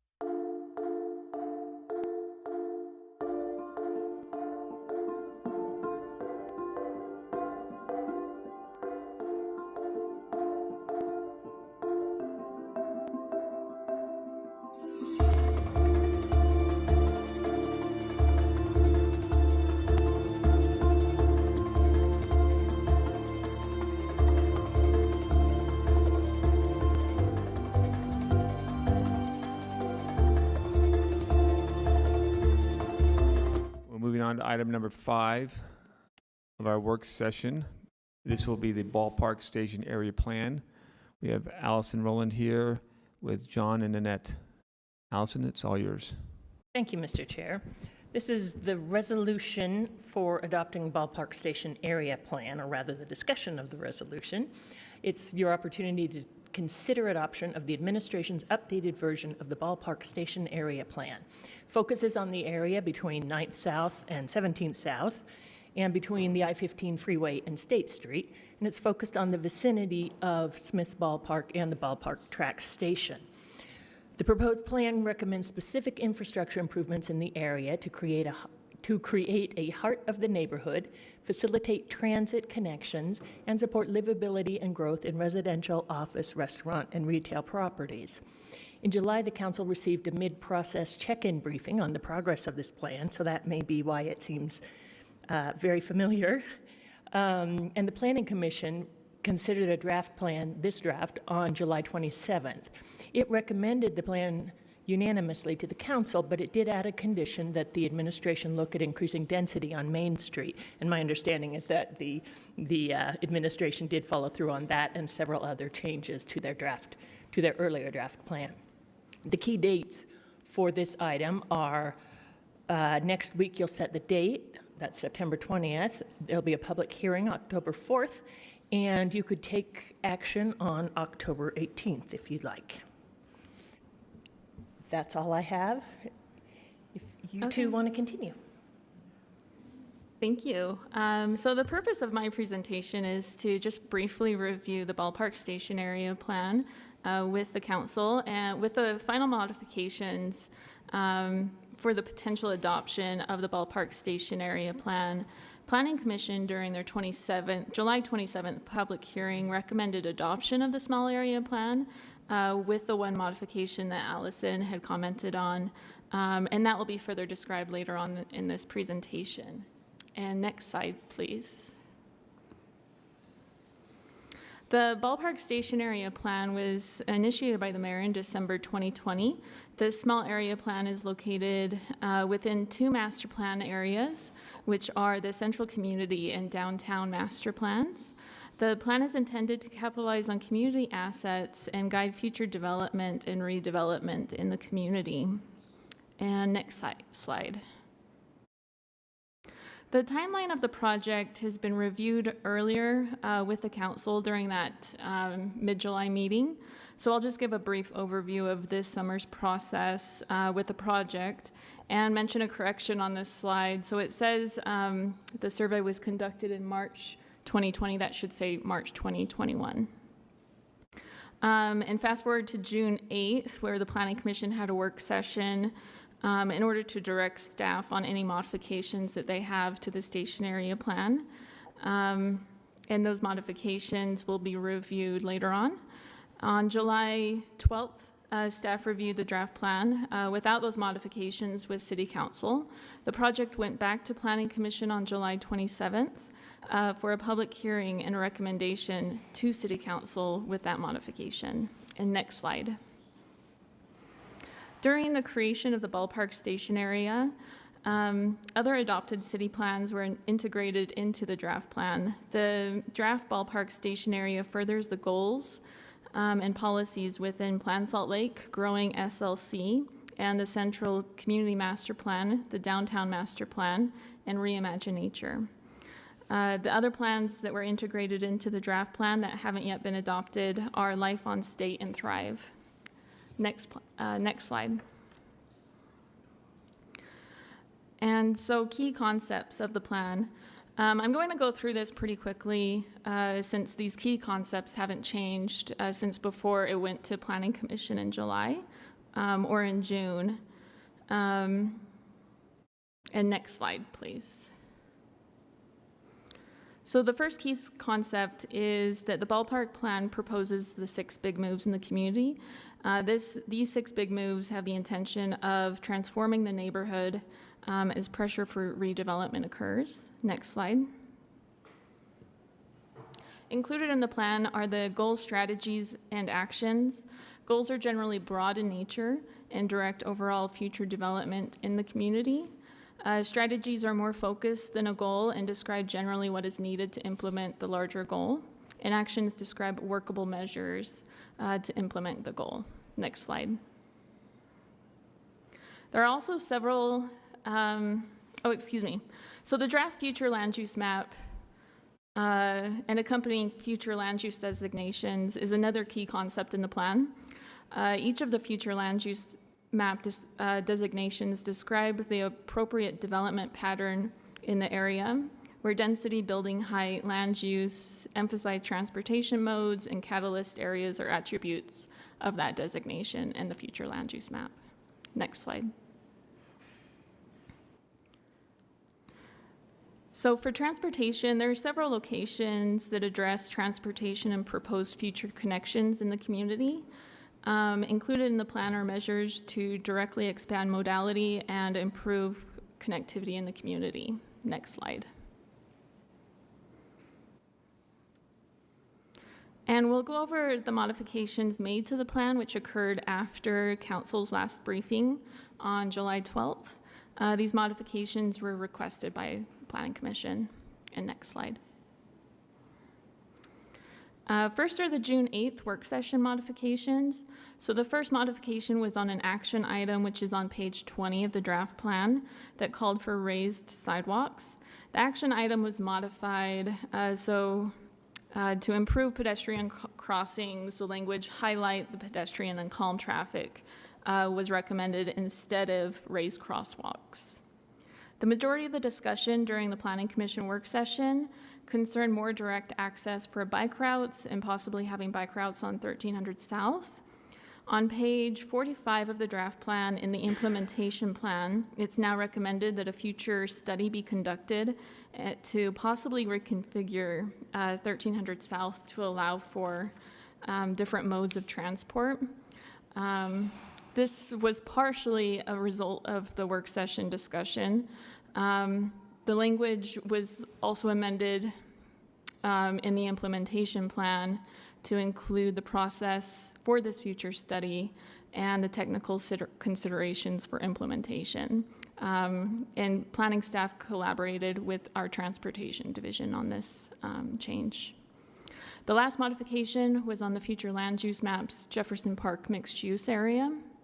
And this is located on page 18. This use area has different building scale and density depending on the street the site fronts. The future land use designation was updated to include Jefferson Street to have the same building scale as the avenue streets in the area. And next slide. Mr. Chair. Nanette, do you mind expounding a little bit on that?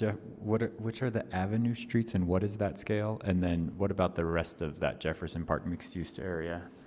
So the difference in that area, so the avenue streets are generally the streets that travel east-west, and the other streets, with the exception of Jefferson Street. And it just happened that all of the avenue streets in that area were east-west streets and were generally smaller building scale. And so Jefferson Street was included in that area. I can't remember off the top of my head what the building scale, I think it was 2 to 4 stories on the avenue streets. And then the Second West and West Temple is a higher building scale? It was more residential mixed use, I want to say 75 feet. So that would be kind of similar with different, well, I guess it doesn't, or maybe it does suggest this, but it'd be kind of similar to what we see further north with form-based 1 versus 2. Is that roughly? We're trying to kind of protect the interior analogous? block and some of the lower scale, but also recognizing, especially like Second West, where we already have a lot of taller buildings and not trying to pretend that they're going to go away or something like that. So some of the streets are going to like Meade Avenue, Goltz Avenue, Paxton Avenue, and as you go down to make sure that those have a little bit lower scale. That's great, thanks.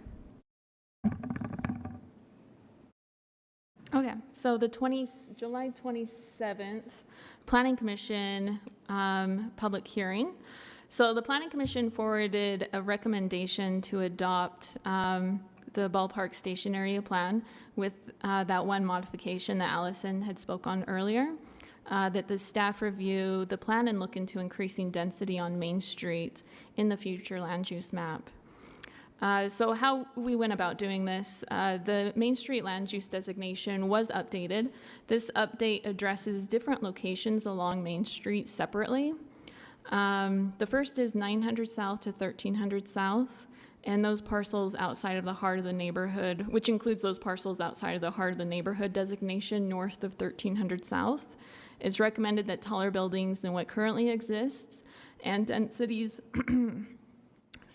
densities that support a walkable development. Main Street at 1300 South is within the heart of the neighborhood, which already has greater densities.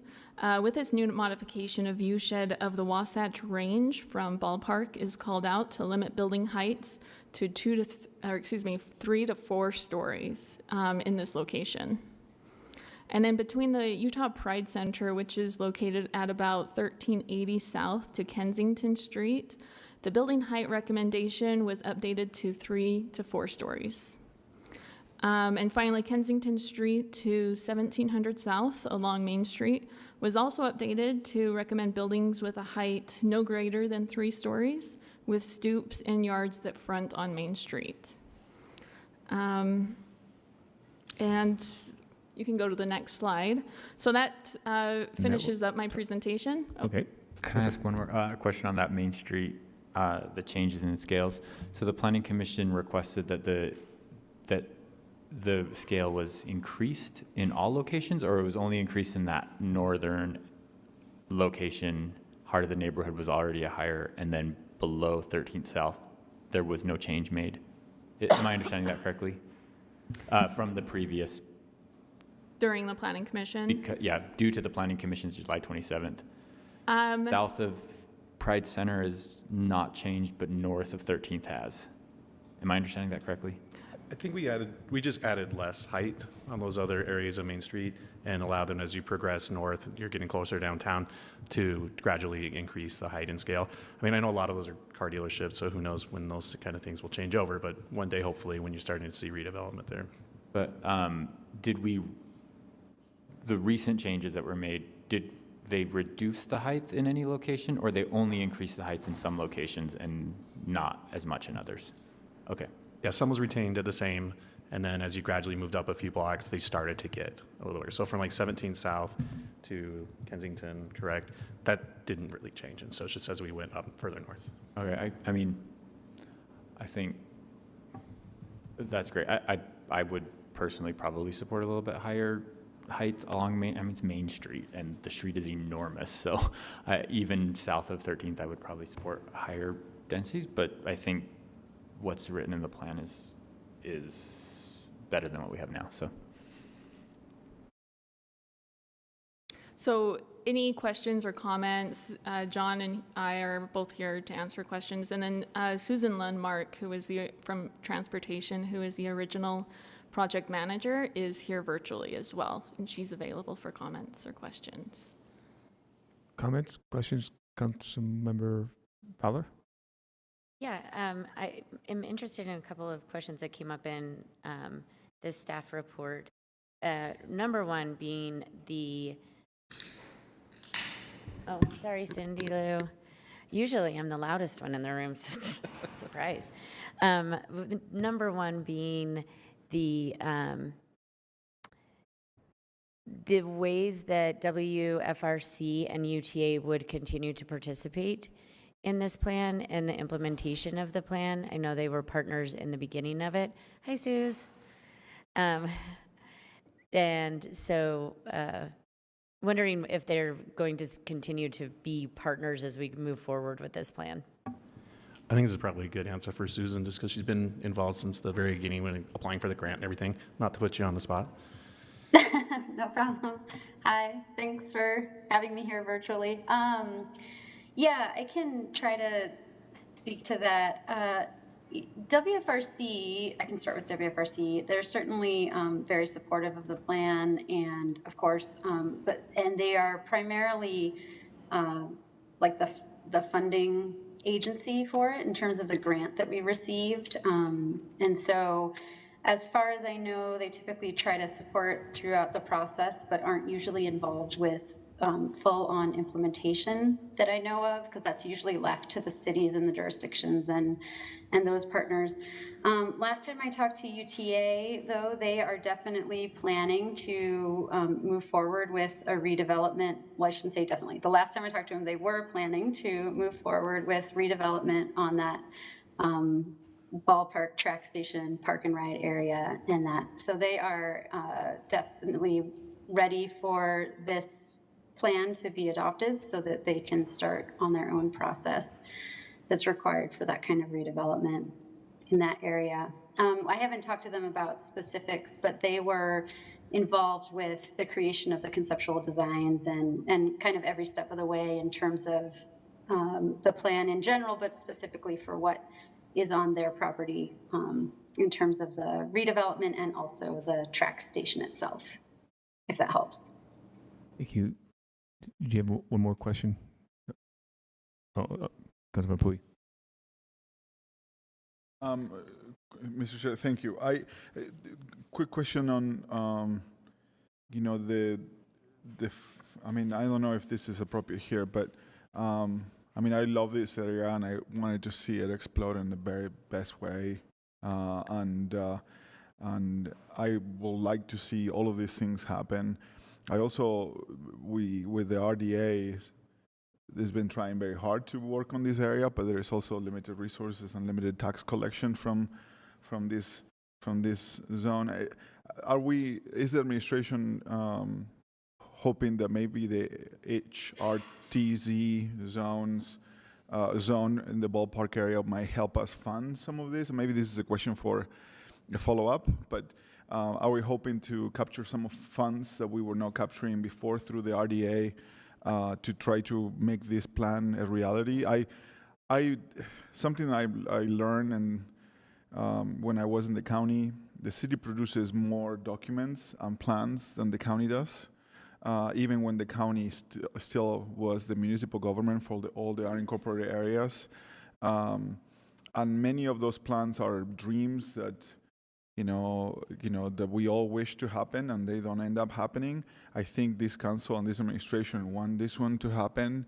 And I felt like all the stars are aligning about this one, but money is, always a concern. So is the administration also thinking about how we're going to make it happen, and that is a question. Thank you. Certainly, I think that we have, and I can't speak to like on the RDA side of things, but we can get back to you on that.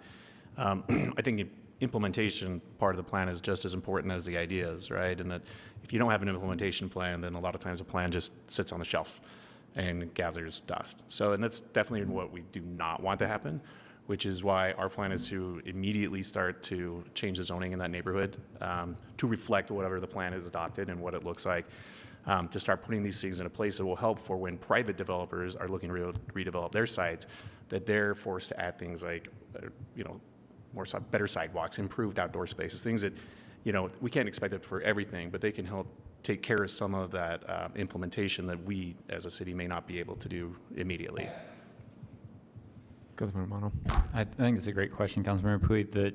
I think there's two ways to answer that, right? The city, we and UTA and other public agencies own land in there, and so those are parcels where it would be either public-private partnership or funding that is necessary. But a lot of what's anticipated in this plan is just future development on privately owned land. So to the extent that this is approved and the visions there are come to fruition, then you would see that tax increment that is already being collected from the RDA zone, or even more if, as we found out today, if we did the HTRZ, that would be even more taxing entities that would be participating and potentially to a much higher level.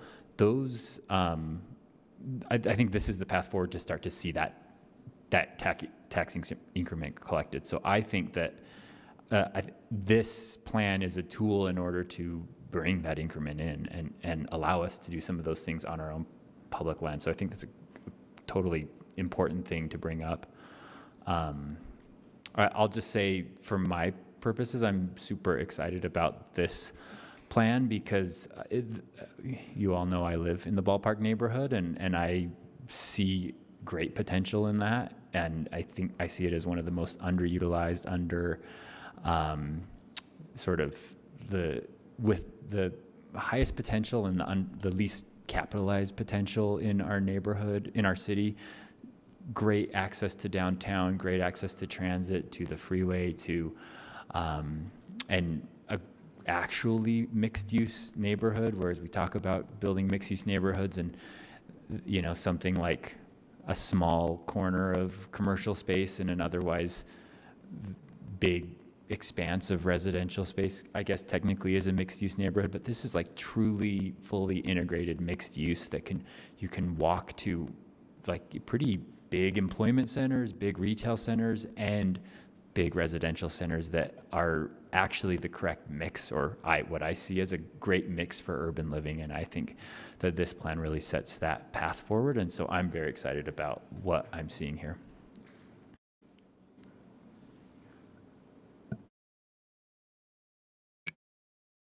Just one additional comment to make. As many of you are aware, last year the state legislature passed a law about requiring cities to adopt stationary plans on the transit stations. So this will be the first one that we actually send off for that certification once it's adopted. It might even be the first one under that bill to be done. But you'll be hearing more about those in the coming months. So, And then throw in the library. And that'd be, yeah, you got something there. Any further comments, questions? Wonderful. Oh, I do. Oh, sorry. Sorry, I had some about the parts of the plan that talk about reconfiguring the track station, and so can you? I was trying to find in the document exactly what that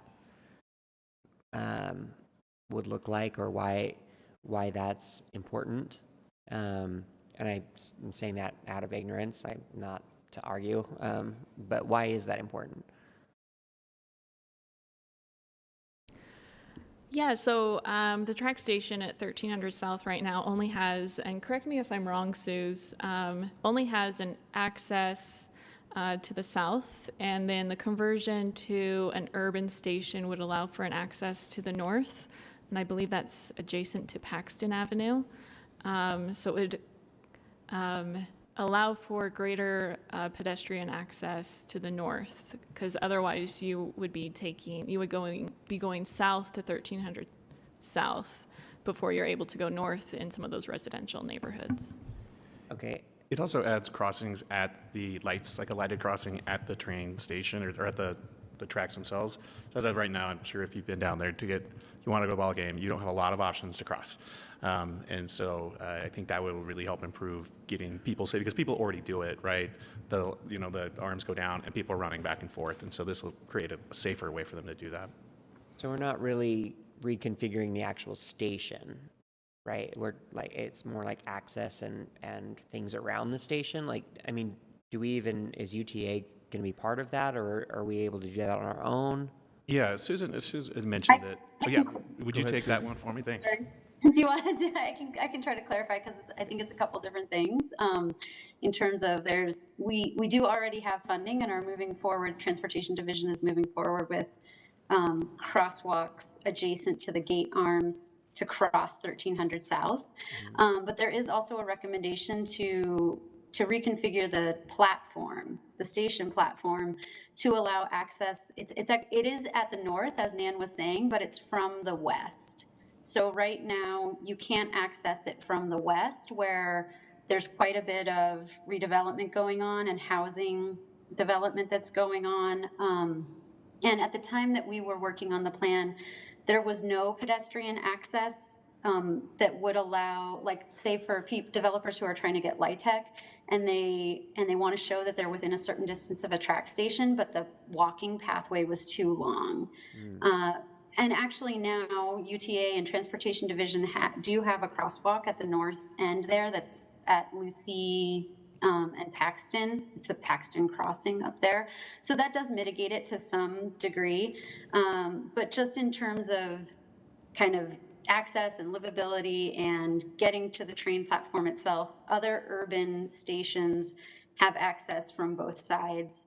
And so there was a desire through this plan to kind of update this to reflect a more urban environment as density increases in the area and to allow for access on both sides. So UTA was open to it. They don't have, as far as I know, they aren't actively moving forward with funding for it at the moment, but they were open to the idea that the platforms are going to need to be redone in the relatively near future because of their age and because of the age of the system. And so it's something that they're open to further discussion on and working through when that time comes, is my understanding from those discussions. Thank you. Sure. Any other further comments, questions? Susan, Nanette, John, thank you very much. Appreciate that. Thanks for your time. All right. Thanks, Suze, for joining us. Thank you. I thought they were going to say like. Council, we're moving on to item number 6. Yeah, like a little Budget pump out. amendment number 2 for fiscal year 2022 to 23. We have Bill coming up and Shane from the airport. And Sam, give us an intro. Thanks, Sam. Thanks, Mr. Chair. The budget amendment number 2 consists entirely of airport items. There are 4 of them. I'm just going to summarize those briefly for you right now and then ask to turn it over to the airport. The big one is the $683 million budget amendment request for a 16-gate expansion on the B concourse. Expected, but moving ahead of schedule because of demand for the gates at the Salt Lake City International Airport, which is good news. There's no general fund impact for the 683 or for any of the 4 items. Second major item is $3.9 million for planning and design. So the initial phase of construction for 2 new taxiways contemplated in the draft proposed airport master plan that you all heard about not too long ago, and we'll hear about again soon. The third item is $900,000 for planning and design on utility service capacity upgrades at the Tooele Valley facility, so the Tooele Valley wing of the airport. Finally, just over $1 million is requested to reflect the compensation plan adjustment and the mayor recommended and council adopted fiscal year 23 budget for non-represented employees. So that's congruent with what was done throughout the rest of the city. Because of the timing of the airport's budget presentation, that adjustment was not made until now when the request is in front of you. So with that, I'd ask to turn it over to the airport, Mr. Great. Chair. Thank you so much. Great to be here. We've been hinting at the big one here for some time, and it's really kind of an exciting moment to be able to bring this to you. And I have to say, 2 years ago, we celebrated our 2nd anniversary of opening today, April, May, June of 2020. The idea of expanding by 16 additional gates didn't seem terribly obvious. And yet, by really the following late summer and fall, it was apparent that traffic was returning significantly to Salt Lake, and it really has continued. We're post-2019 at this stage, and so we, some time ago, about a year ago, gave the project management team the authority to do the preliminary engineering and architectural work on the 16-gate expansion, which is the only expansion that we can do prior to the construction of a Concourse C. So the reason we did that is that it takes about a year really to do all of that, and if we were to push the button today and start doing that, we would have to demobilize the construction team prior to beginning construction, which would be very, very expensive.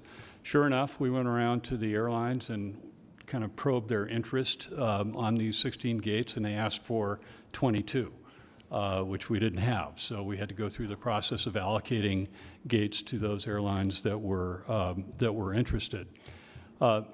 Obviously, the lead in something like this on the airline side is Delta. They're the largest carrier here. They're the only hub carrier. And I think that that's something I want to address before I turn it over to Shane Andreessen, who's Director of Commercial and Properties and the primary airline contact with the airport. And that is that Delta has really changed their view of Salt Lake. Back when this program was authorized in, I think, 2012, everybody's, coming out of the Great Recession. They'd been through bankruptcy. There wasn't really a lot of enthusiasm for spending billions and billions on new airports in the industry, but they recognized that Salt Lake really did need to reconstruct its facilities. They were very old and not built as a hub at all. And they convinced the city, the airport at that time, to use a planning metric of 1.5% annual growth from 2012 on. 2014, first shovel goes into the ground. Growth is 5, 6, 8, in one case, 12% a year. Now, we had a little hiccup, I'll say this, during COVID, but frankly, very little. It returned pretty quickly. And so that has really forced just a tremendous amount of attention on how we can expand and how quickly we can expand. To do this and to pay for it, we approached Delta and said, we're going to have to renegotiate the basic business terms of our agreement with you, the airline use agreement, which is the master lease agreement that the airline or the airport has with all of the airlines. The original agreement, negotiated in 2012, was built to finance a one concourse, $1.9 billion project. This, if it is approved, will make this about a $6 billion project. And we said that we felt the financial metrics of the airline use agreement were not sufficient to convince and satisfy the rating agencies and investors who would be buying the bonds to build this, that we were capable of doing so. I've been through 4 of these airline use agreement negotiations, and they generally fall into the category of unmedicated root canal. They're very intense and difficult. And I would say that this one was quite remarkable. We did a lot of effort on our part to put forward to them what we thought would be an acceptable business term, and there was really never any debate whatsoever. Lots of nits and gnats, but nothing significant. And not to get into the weeds too far, but the basic negotiating point was, you airlines give us a stronger guarantee, and we, airport, will give you a larger share of ancillary revenues, which is a very common technique. So in good times, they do really well. So if they throw more traffic into Salt Lake, they're going to do better. In bad times, we're protected, and our debt service is paid, and the bills get paid. The other thing that goes with this is, I think, really significant. Today, if you're a pilot at Delta Airlines and you need to recertify, or if you're new and you need to be trained and you need simulator training, you go to Atlanta. If you are a crew member and you need any kind of training, you go to Atlanta. So Delta has indicated they intend to open a facility in Salt Lake, fortunately on property that we own at the airport, in the International Center. They're going to put flight simulators, crew training facilities.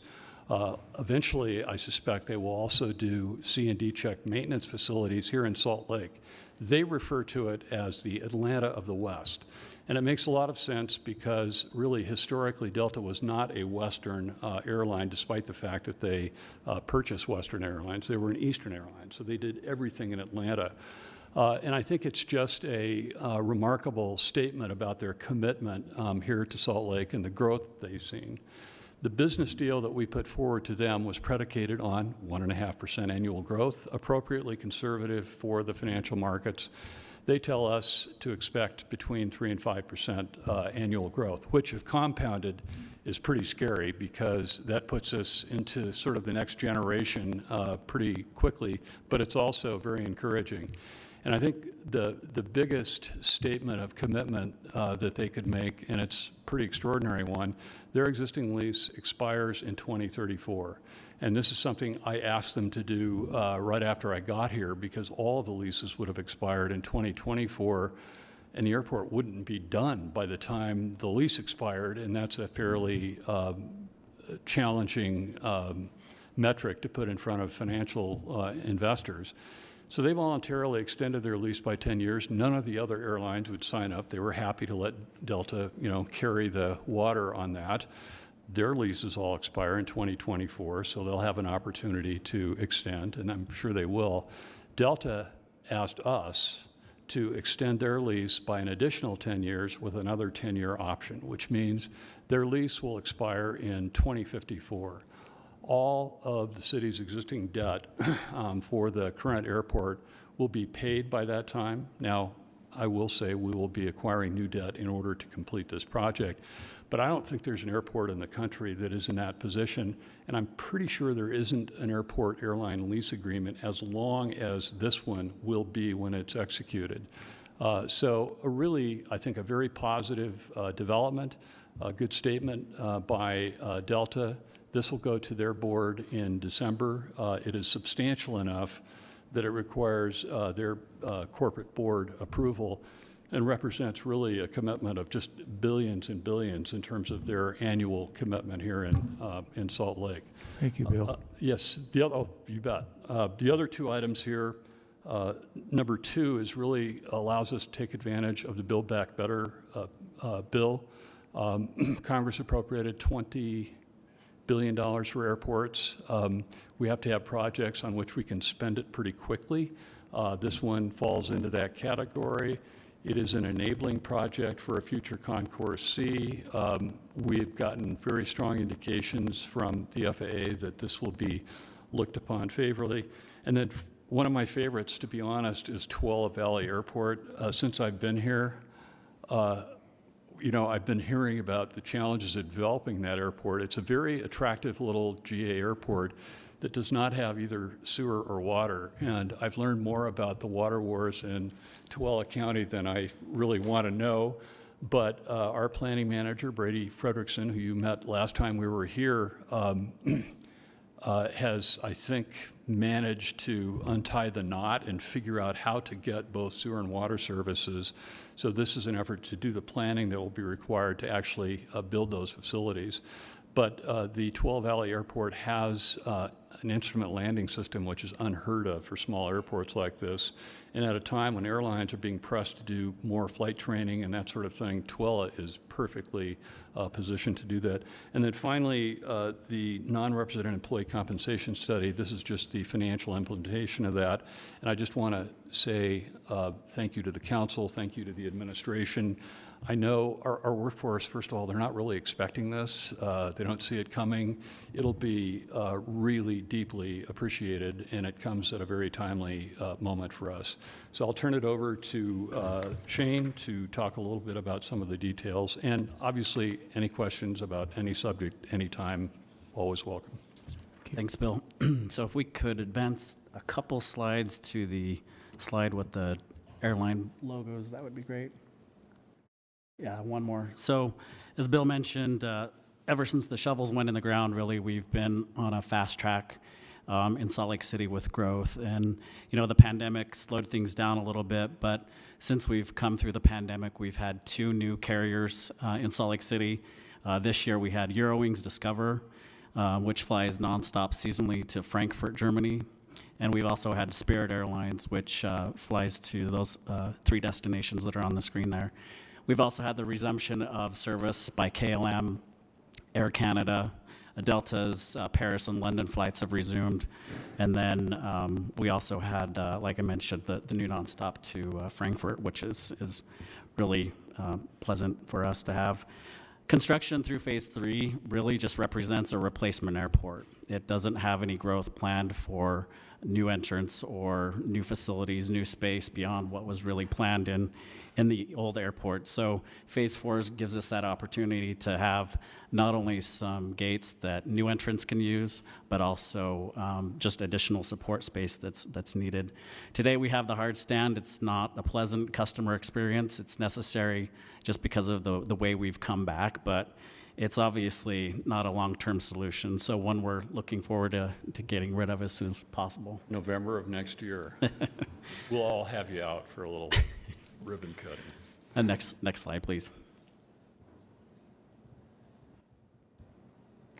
So this slide is really busy, but the one takeaway a couple takeaways I guess I would mention is, as Bill mentioned, when we approached the airlines earlier this year, we asked them how many gates they likely see they need through 2027 or when 2027 would be around when these gates would come online. And as Bill mentioned, they had 22 requests, and of course we can only build 16 because we've got a taxi lane there. So gates are critically important right now. As you can see there in green, that represents everything that's open today. And then in yellow, in May of next year, we'll have 5 gates open on Concourse A. Really, for the next 5 years, we'll have gates open every year through 2027, assuming this Phase 4 expansion amendment is approved. So it's great. We're going to have 94 contact gates when all is said and done. That's loading bridge gates. In the Legacy Airport, we had around 56 loading bridge contact gates. Concourse E, as you know, was all ground load, which was SkyWest. Next slide, please. This slide shows really how, once again, since gates are so critical right now, Phase 4 would be opened. In January of 2026, 5 gates would come online, and then the other 11 would come online in January of 2027. The key thing about this budget amendment today is that it allows us to not demobilize the construction crews that are already on site. They can start the procurement for Phase 4 starting this month and start awards of those contracts early next year and never have to demobilize any of the crews that are on site. So it's a significant savings to the project overall with the ability to just continue. Phase 4 will have adequate concession space. And one of the things I'm really pleased to have is a planned common use lounge. So Delta right now has a lounge on Concourse A. They'll have a lounge on Concourse B. There will be a third-party lounge on Concourse B as well that will be accessible to any airline passenger, not just a Delta passenger. So say here too, the Delta Lounge, both of them, so the one on A and the one on B, will total 60,000 square feet. So they'll have more lounge space in Salt Lake than they do anywhere else other than Atlanta, and that's likely the way it'll be for some time because you can't just manufacture these things. Yeah, when you look at Delta's space in total, their lounges will account for 20% of their overall square footage they lease in Salt Lake City. So just really important to them. And then one final thing that I'll say on this slide is in Phase 4, we're also planning on some square footage below that will be unleased. It's not dedicated to any airline, but lesson learned from Phase 1, we're going to have a little bit of breathing room to get us through until we need Concourse C. At the far end of the concourse there, you can see there is a hard stand. We are planning a 5-position hard stand that'll give us a little bit more flexibility until Concourse C is necessary. But we don't have any plans for that, any users for it on opening day yet. Of course, we're 5 years away. Next slide, please. So just a couple of images here that are actually a little dated, but gives you a view of the progress. On the left there, you'll see the A expansion, the 22 gates that are under construction now. As I mentioned, 5 will open up in May, and then the balance of them will open in November of 23. At that point, the hard stand, which you can see in the distance of that photo, closes. We're really excited about that. And then the photo on the right is looking south towards the terminal. You can see Concourse B there on the right-hand side of the photo. This is also an older photo. There's actually still being erected right now for the expansion. So in October of 24, we'll have passengers coming up out of that central tunnel into the central node. So another really big milestone that we're looking forward to. Next slide. Bill mentioned the taxiways and the $3.9 million that's being requested to at least initially fund the design. You can see here where they're going to be located. These are really critical for the efficiency of the airfield. It gives aircraft another back and forth point between the two, the east and the west runway, and also gives cargo operations a lot more direct access to the runways and de-icing pads in the winter. And it also facilitates Concourse C. In the future, Concourse C will take out one taxiway, so this will give replacement dual lane taxiway with traffic both ways. Next slide. And I think this is the last one, as Bill mentioned, water and sewer. Not a very sexy thing to talk about, but something that's really necessary in Tooele. It's something that Brady has been working on, I think, for just about since he walked in the door at the airport, and we're closer than we ever are. So this $900,000 will fund the design work necessary to get water and sewer from a connection point that Grantsville City has to the airport. One of the things that I think is really exciting about this is we just signed a long-term lease with the Bureau of Land Management. They're going to be operating and developing a single-engine air tanker base at the Tooele Airport for firefighting. So they'll be putting out fires for a really long time in our region, and they're going to be spending over $7 million on that facility out in Tooele. So I think that is my last slide. So we'll just take any questions you may have. Council members, questions? I just backed up on the Tooele side. So is the idea that GA or move out there? GA, you probably know, we've overachieved, I would say, at Salt Lake International on general aviation. We rank, I think, 20th largest in the country, currently 47th largest in the world, which is amazing, and 17th largest in the world in aircraft activity. And that owes largely to the volume of GA aircraft, which is too much. Right. And so this is one more opportunity for us, that in South Valley, to expand general aviation opportunities. And that land on the GA side of the runways, will that just be mothballed as far as the hangars are concerned and the fuel and the in Tooele? No, in Salt Lake City. In Salt Lake City. So we actually have unprecedented demand right now for corporate hangars. We have quite a few that need to be demolished because they're past their useful lives. So we are going to slowly tear down the T hangars and then build corporate aircraft hangars on those sites. This is really a byproduct of COVID. Just this huge demand for corporate. I'm sorry, I was thinking I was incorporating corporate with GA at the same time. So yeah, it is. But a 650, a Gulfstream 650, doesn't fall into the same category operationally as a Cessna 172 from how the airfield works. Gotcha. Code. Sorry. We're getting a little geeky here. Yeah. All right. My questions, I'll stop there. Thank you. I have a question. Morris. It made me excited to hear about Delta and wanting to add more of their educational training. Yeah. And it also makes me wonder if we're, like as a city, we're equipped to help them with that human resource. One, do we have the employees, to fulfill those jobs? Or is there an opportunity where they're looking at also maybe them providing the education so that they can employ people within the community, within the state? My experience with them has been all of the above. They've been pretty successful at attracting people. Part of it is they've been here for a long time, so they have established networks for recruiting. They do have a terrific training program, and they have one thing to offer that none of the others of us do, which is flight benefits.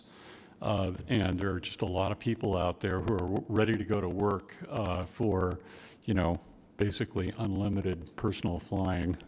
But this is a developing project, and we're going to take advantage of every opportunity we can to get them plugged into networks for recruiting, retaining, and training their workforce. And they will also be bringing people to Salt Lake from all over the West. So if you're a flight attendant in Seattle, you're not going to have to go to Atlanta anymore. You're going to come to Salt Lake or LA or whatever.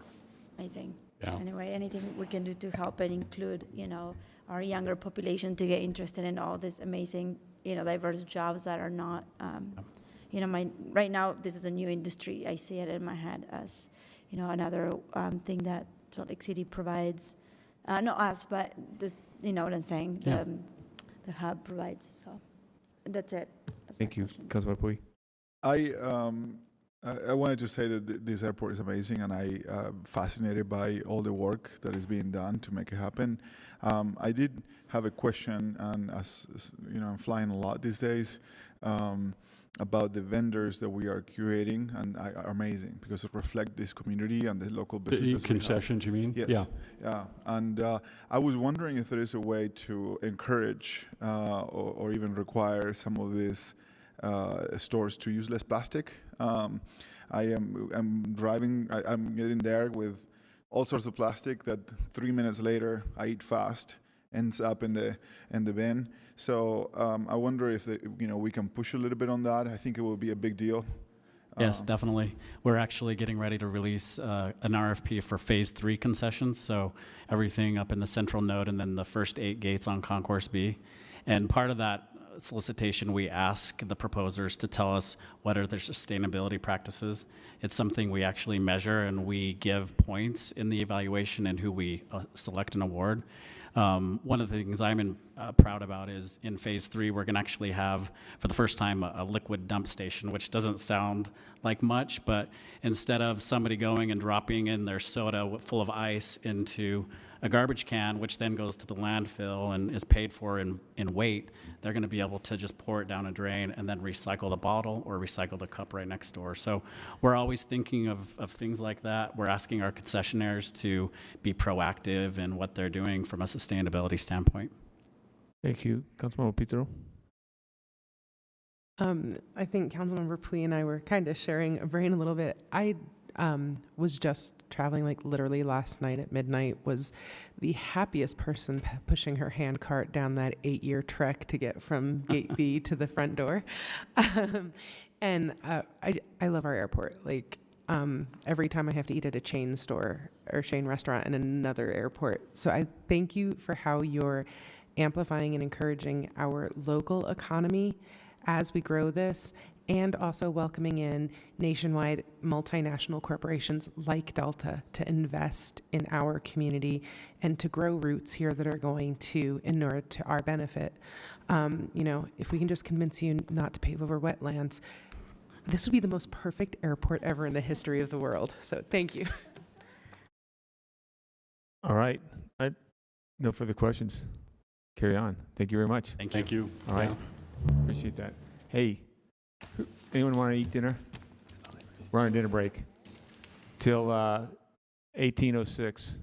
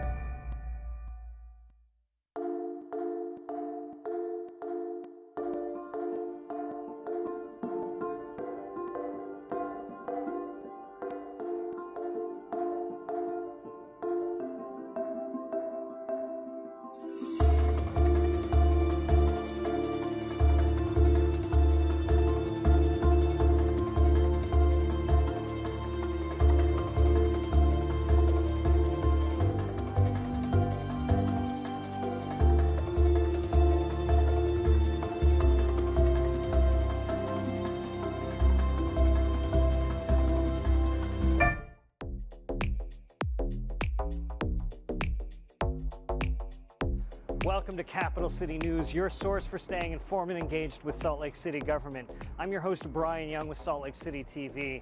On our episode today, we have an interview with Sophia Nicholas, who's the Sustainability Deputy Director, to talk about the Solar Salt Lake City program. For our History Minute, we talk about Revenge of the Ninja, an infamous film shot here in Salt Lake City. Before we get to those, let's take a look at our legislative update, our look back, our look ahead, and of course, our road construction update. At its August 16th meeting, the City Council voted to add an $85 million general obligation bond for parks and public lands projects to the November ballot, and they also approved a proposed $67.5 million sales tax revenue bond. Voters in Salt Lake will decide whether to approve the GO bond, which is key to implementing the Reimagine Nature Public Lands Master Plan. Only the GO bond will be on the November ballot. The City Council also heard a briefing on amendments to the city's budget, and the council heard a report on the 2021 election, which the city conducted on a pilot basis as a ranked choice voting without a primary. To learn more, visit slc.gov/council. Salt Lake City Mayor Aaron Mendenhall, Salt Lake City School District staff and students, UTA staff, and the Salt Lake Education Foundation celebrated an innovative new program that will give free transit passes to K-12 students and staff in Salt Lake City School District. This is an equitable collaboration that will make a positive difference for Salt Lake City families as well as our community's air quality. These transit passes are a big deal. It's about so much more than just expanding the already awesome school bus network. It's about literally creating pathways for you as our future, our students today, to say yes and to have your city, your school district, and your transit agency understand how important you are and put you at the top of our priority. So to 21,000 of you, we love you. We want you to succeed. The passes will be available beginning with the 2022 through 2023 school year and will be valid on UTA bus, tracks, the S-Line streetcar, and UTA On Demand. In Salt Lake City's hot and dry climate, trees need to have supplemental watering to survive. It is the responsibility of the adjacent property owner to water trees in the park strip. Salt Lake City Urban Forestry provides a watering bag with each newly planted tree. If you need any help figuring out tree watering and other ways to help with water conservation, visit the city's website for ideas.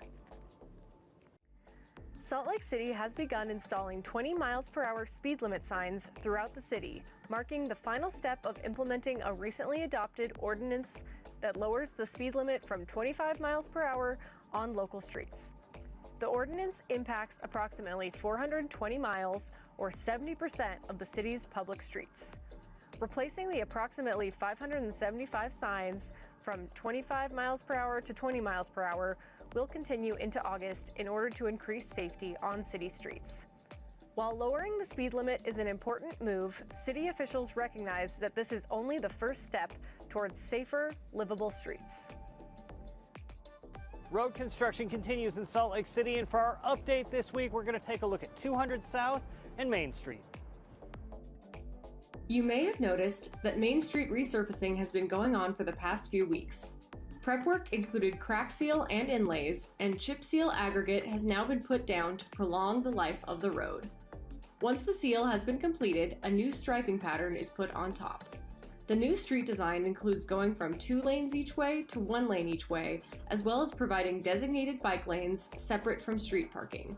This project will not only make the road last longer, but also will allow for more bikes and slower traffic to easily navigate the route. Learn more at the Life on State Bikeways study website. 200 South Road reconstruction continues as our crews move westward. You'll notice new bus islands and curb bulb outs around 900 East.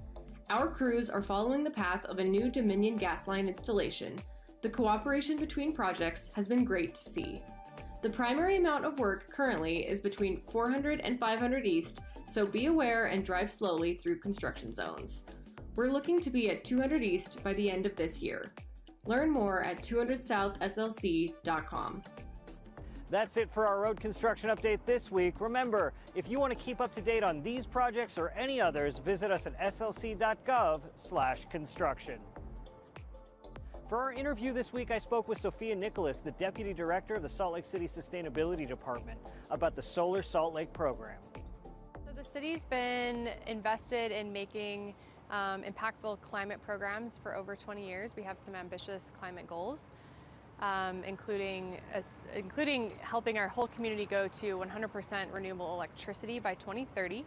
While we've been focusing on the utility scale with that goal, we also recognize the importance of rooftop solar. So That's the solar that goes on your homes, it goes on businesses, just your individual structures. And for the last year, our department has been working to develop a request for proposals, and we put that out looking for a local solar installer that could offer a discount for a bulk purchase just for Salt Lake City residents. And we're calling it Solar Salt Lake, and we launched it at the beginning of August, and it offers a small discount depending on the nature of your home and your needs for up to 50 Salt Lake City residents. Go to our website, solarsaltlake.org. You can check the status there. We've had a lot of interest in the program already, but we will be keeping the registration, the interest enrollment form open until September 2nd or until we reach 50 confirmed contracts.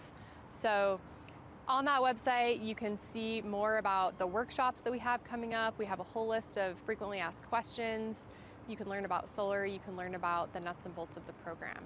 And we hope you'll check it out. Solar is a really important way that we can improve not only our climate resiliency, but it typically will save residents money on their electricity bill. We've certainly seen that with the city. Salt Lake City has invested in solar on over 12 of our buildings over the last 10 years. And it's been a fantastic resource for us as a city. And we wanted to make that available to our residents at a discount, make it easier for residents to go solar as well. For people interested in learning more about the Solar Salt Lake program, go to solarsaltlake.org. And if you're interested in learning more about Salt Lake City's general sustainability efforts, go to slcgreen.com. There you can learn about our climate goals, our other programs around renewable energy, air quality, waste and recycling, business engagement, and a whole lot more. It's time now for the History Minute. From the late 1960s to the early 1990s, Canon Films was a major player in the world of low-budget action movies and martial arts films, among many other sorts. In the early 1980s, they set their sights on a growing interest in ninjas and released Enter the Ninja in 1981. As they worked to put together a sequel, they realized shooting in Los Angeles might be too expensive. The Utah Film Commission sprung into action, hoping to lure Canon Films to use the state as a cheaper alternative, offering them incentives to film in Salt Lake City. They assured Canon that filming of Revenge of the Ninja would not require location fees, permits, or union deals. Canon leapt at the chance and began filming across the city and above it. An elaborate fight scene was staged at the old Liberty Park playground, and for 2 weeks, the deadly finale was filmed atop the American Towers condominiums at 44 West Broadway. For 2 whole weeks, film crews and helicopters circled the roof of the building, getting the shots that would make an iconic ninja fight. Revenge of the Ninja starred Sho Kosugi as a man forced to leave his home country after a ninja attack, but finds himself in Salt Lake City, embroiled in the local mob and drug trade that threatens his family. Naturally, he strikes out for revenge against these dark forces. The film was highly successful for Canon, though not well received by critics. It became a cult hit on video. And despite the sweetheart deal from the Film Commission, Canon did not make Salt Lake City their second home. That's it for another installment of Capital City News. Remember, the best way to stay engaged is to stay informed. You can do that by following us on social media, subscribing to us on YouTube, or watching us on Channel 17. So, reporting in from the City and County Building, I'm Brian Young.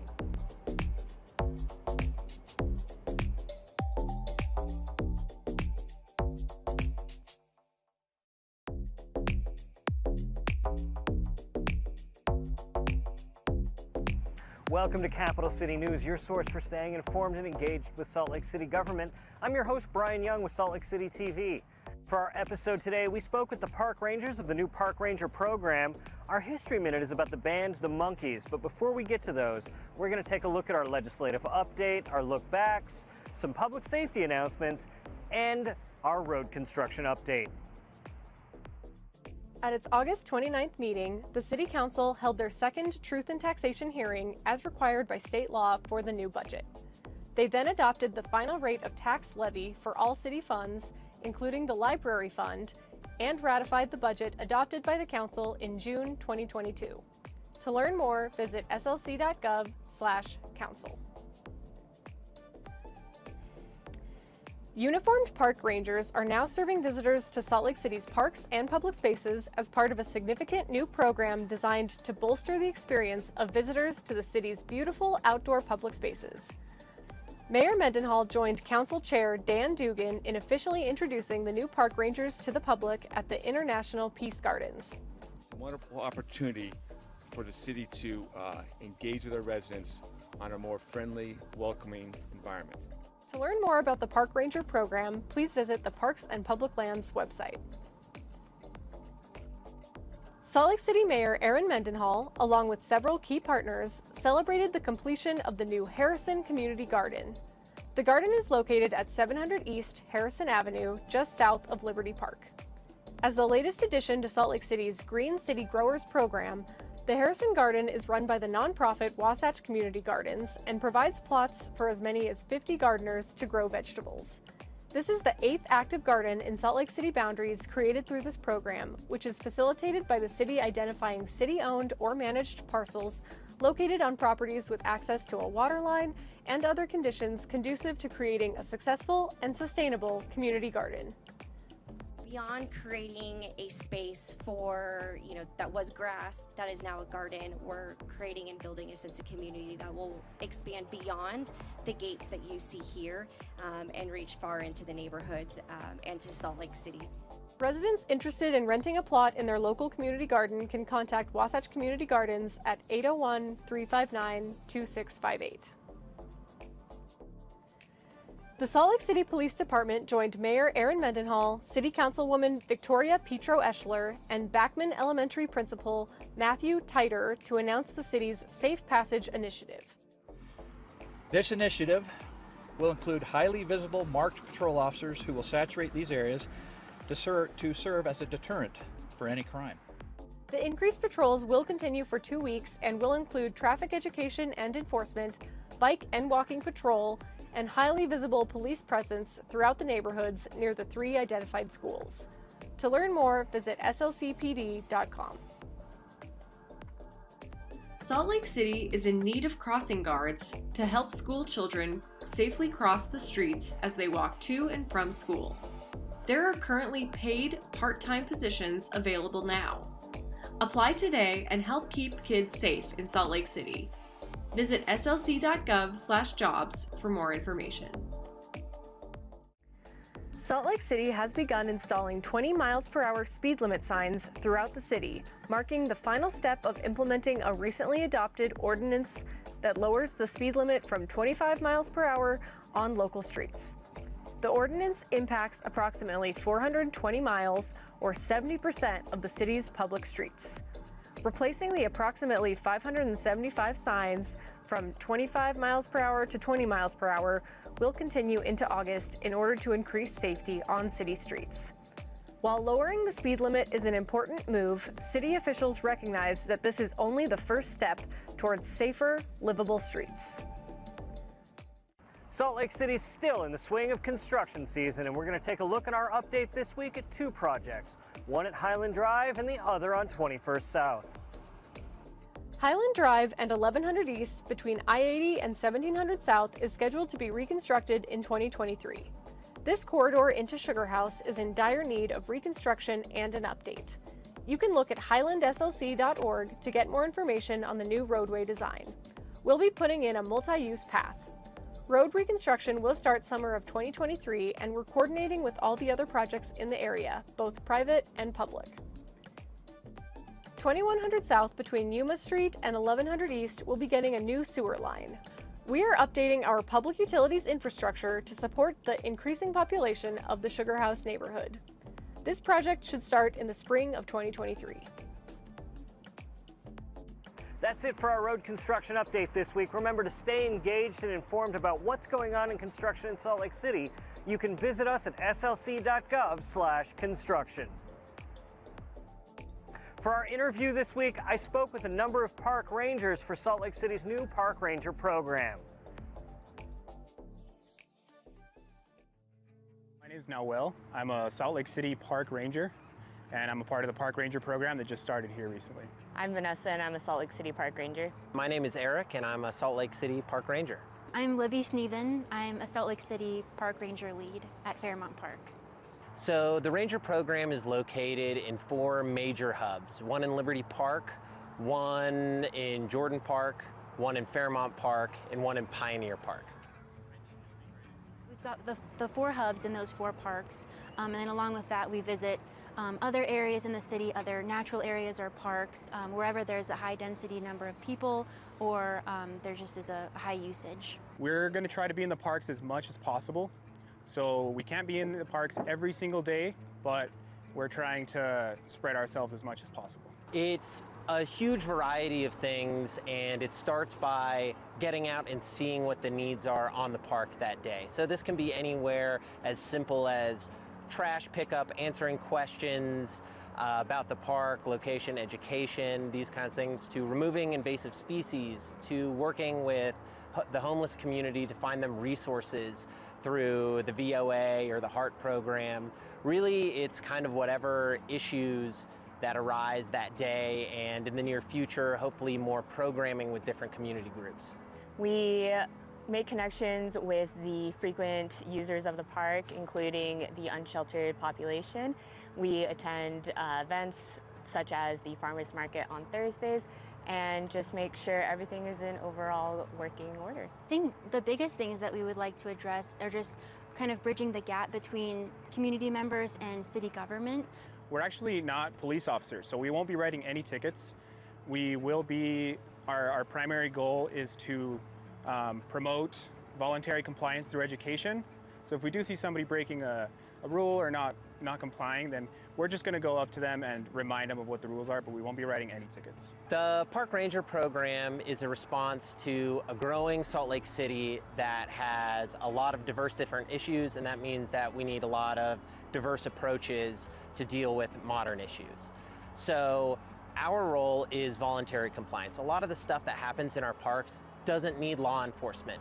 When it does, we can reach out to them and we urge people in our parks that if something is an emergency, still call the police, right? That is their job. Our job is volunteer compliance, education, and information, and we can kind of be the link between the two. So one of the biggest questions that we've been getting from the public are, what is the difference between us and police? Like, why are there police in the parks at all? And I think that's a really great question, because there are issues that sometimes police need to address in the parks, but there are a lot of issues that don't necessarily need a police force present for. Like some of the social dynamics here, stuff with, people at the dog park or something like that, dogs off leash, those issues don't really necessarily need police attention, but it's a really good opportunity for us to give, to spread education and to kind of like share the guidelines. Please say hello when we're in the parks. Wave us down if you need us, or if you don't, just come say hi, chat us up. If there's something further and we're not in the park or you don't see us that day, make sure to give the Public Lands Department a call or shoot them an email.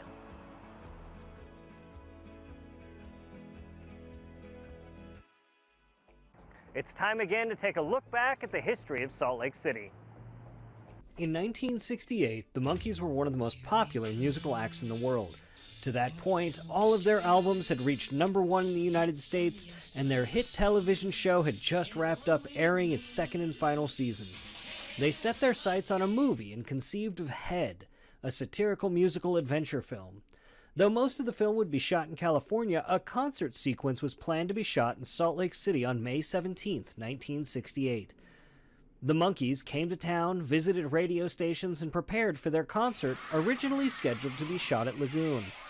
Unfortunately, technical difficulties caused a last-minute venue change, and they ended up in the Valley Music Hall playing to 4,000 screaming fans, even though another 5,000 were still lined up at Lagoon. The Monkees recorded Mike Nesmith's original song Circle Sky there on the stage in the round, and they played it numerous times for the cameras. Then, the Monkees traveled up to Lagoon and did a free 30-minute show for everyone waiting there to see them in the first place. These were tiny shows compared to what they were accustomed to, usually filling arenas of 10,000 fans or more. As for the Valley Music Hall, it suffered fire damage in the 70s and is now known as the Bountiful Regional Center. The concert version of Circle Sky appeared in the final version of Head, though the film ended up being a critical failure and found life as more of a cult obscurity. That's it for another episode of Capital City News. Remember, the best way to stay engaged is to stay informed. You can do that by following us on social media at SLC.gov, subscribing to us on YouTube, or watching us on Channel 17. So reporting in from Pioneer Park, I'm Brian Young.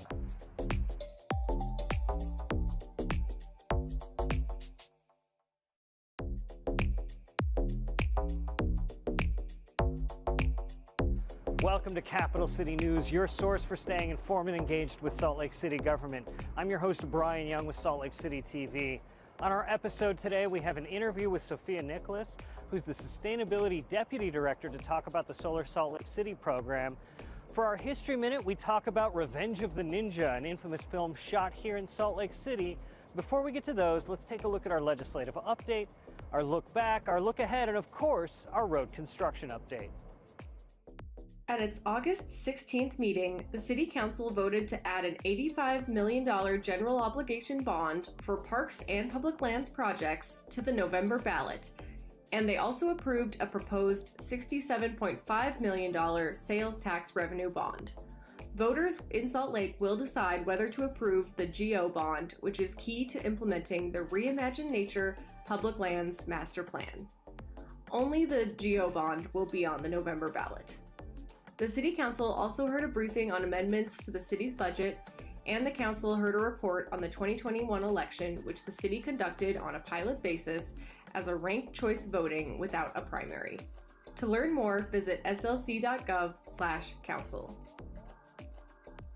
Salt Lake City Mayor Aaron Mendenhall, Salt Lake City School District staff and students, UTA staff, and the Salt Lake Education Foundation celebrated an innovative new program that will give free transit passes to K-12 students and staff in Salt Lake City School District.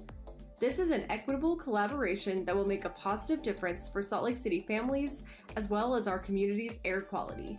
These transit passes are a big deal. It's about so much more than just expanding the already awesome school bus network. It's about literally creating pathways for you as our future, our students today, to say yes and to have your city, your school district, and your transit agency understand how important you are and put you at the top of our priority. So to 21,000 of you, we love you. We want you to succeed. The passes will be available beginning with the 2022 through 2023 school year and will be valid on UTA bus, tracks, the S-Line streetcar, and UTA On Demand. In Salt Lake City's hot and dry climate, trees need to have supplemental watering to survive. It is the responsibility of the adjacent property owner to water trees in the park strip. Salt Lake City Urban Forestry provides a watering bag with each newly planted tree. If you need any help figuring out tree watering and other ways to help with water conservation, visit the city's website for ideas.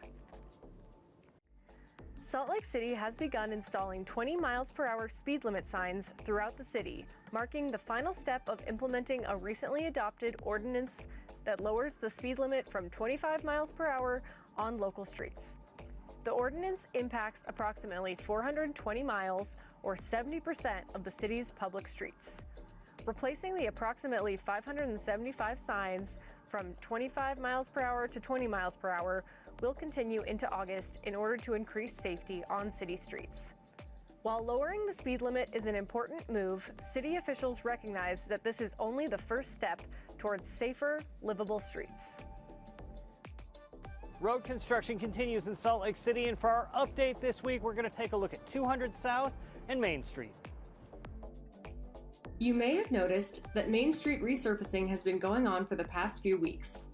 Prep work included crack seal and inlays, and chip seal aggregate has now been put down to prolong the life of the road. Once the seal has been completed, a new striping pattern is put on top. The new street design includes going from 2 lanes each way to 1 lane each way, as well as providing designated bike lanes separate from street parking. This project will not only make the road last longer, but also will allow for more bikes and slower traffic to easily navigate the route. Learn more at the Life on State Bikeways study website. 200 South Road reconstruction continues as our crews move westward. You'll notice new bus islands and curb bulbouts around 900 East. Our crews are following the path of a new Dominion gas line installation.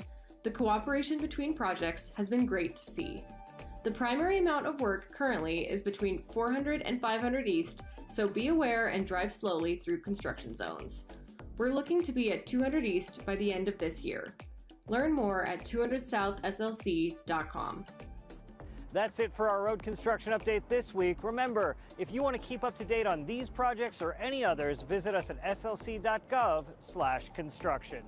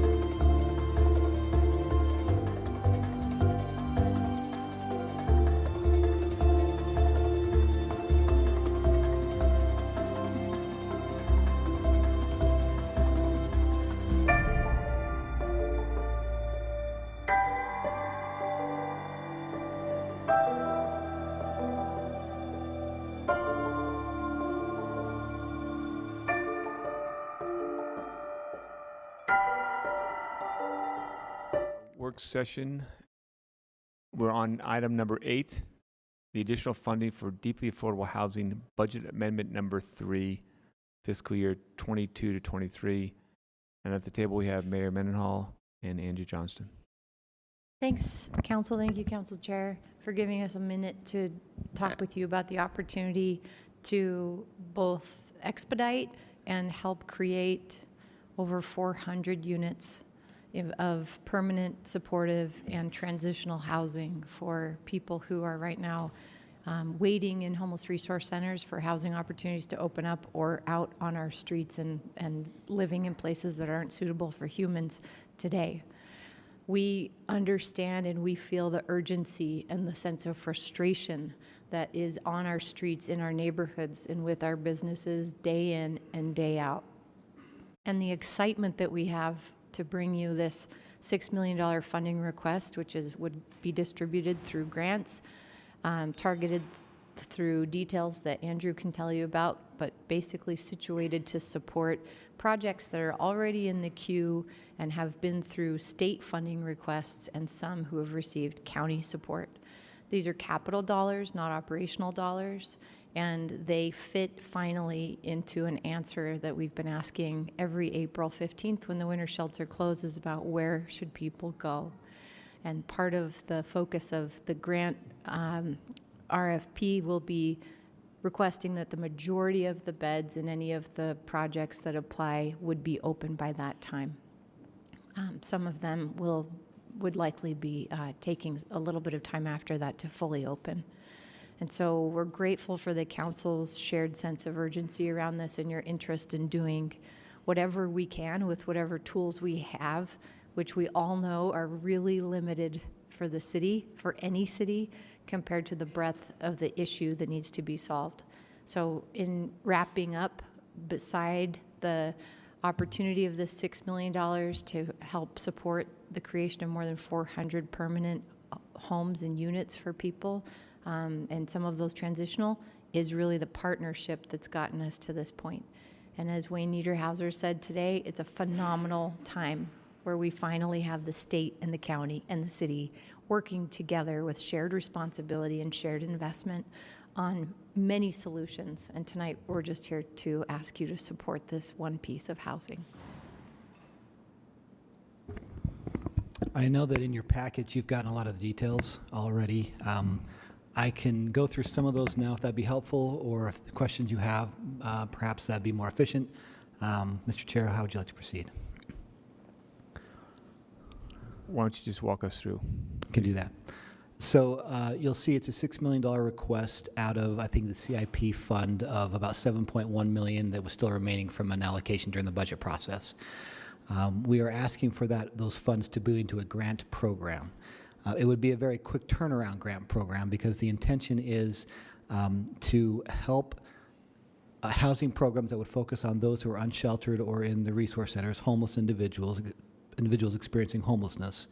And the intent is to get as many beds as possible available before the end of the winter cycle in April. And so what you're talking about are programs that are probably already under construction, renovating existing buildings most likely, have some foundational funding through other sources. And so some of the requirements that we would anticipate putting on this would be, we want to make sure they're large. So at least, it says 100 beds in there. I think we'd probably drop into a 90, a kind of minimum threshold for number of beds in a program. Make sure it's a minority of funding from Salt Lake City. And so probably limiting no one program to more than $2.5 million of that grant. Make sure it's focused on those who are experiencing homelessness. And then it's also got to be transitional or permanent supportive housing. And that's kind of a broad area, but some of the programs we're aware of right now would sort of run the gamut between things that are more transitional in nature, that would be like a medically vulnerable kind of concept, where it may not be permanent housing with subsidies and leases and those kind of things, but still fill that some niche, to places that are full permanent supportive housing with on-site case management, those kind of things, where you would live with a lease in a unit. The other pieces to this would be they'd have to be majority completed by April. April 15th, I think, is the date in there. And that means if you have 100 or 100 bed facility, making sure at least 50 of them are completed by then. We would anticipate that with the programs that we're aware of out there that might apply for this concept, they would be online much earlier than that, but there are some that are probably in a rolling sort of phase where they would do renovations on units as they came available throughout several months. So those are some of the guidelines we'd want to put in place for this project, because the intent, again, is make sure we get immediate access to housing options for folks before the end of the winter time. That's a phase one, and you'll see there's a phase two in here that really incorporates what the council allocated during the budget process of $28.1 million, I believe, that's between the RDA and CAN, and all of those funds have specific requirements and expectations on them that would probably be very good for other programs or projects that are a little farther out in the queue. And so you know that today during the RDA meeting, talked about the NOFA has been rolled out. That's actually part of that phase two concept we put forward. And you saw this, actually the board put on the expectations of what else money would go towards. But then we'd also see other programs perhaps in that phase two that were getting federal tax credits that have not been started yet because they need to do environmental work on ground or they do purchase things. There's a lot of other programs that could come on to sort of that next phase into next summer, next year, and the year after. So collectively, this would be about $26 million between the 20.1 you approved in the budget, $6 million now from CIP if it's approved. And that is a lot more than we've ever done in a single year. Even looking back to the 21 million through the RDA years ago, we didn't end up, we reserved, I think, 4.5 or 4.2 of that for areas of high opportunity. And as you know, some of that money's still in the coffers. Because of the difficulty in distributing it. So this would, all of these monies would be going out the door this year. It's a phenomenal advancement for the city in housing. Thank you, Councilmember Bono. Thank you, Mayor and Andrew. I'm really excited about the investment that we're making in affordable housing this year. That's so incredibly important.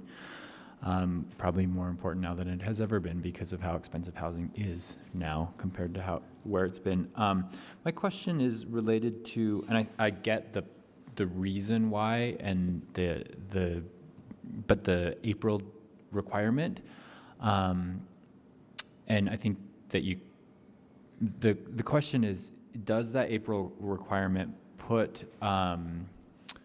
mean that the money, the $6 million, is only going to go to those projects that are possibly going to happen anyway? And would our $6 million be better utilized for projects that actually wouldn't happen?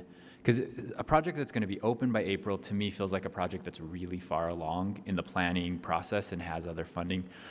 So are those projects truly, but for this funding, would not happen or would not happen as quickly? Or is there a way that our dollars could fund projects that wouldn't happen anyway? Does that question make sense? Yeah, I think we both want to answer that too. You want to go first? Yeah, the 20.1 million that you approved in the budget process is great for those kind of projects that are still being contemplated. They're still putting together their capital stacks, and they may not even have begun the rezone process or other thresholds that they'll have to cross.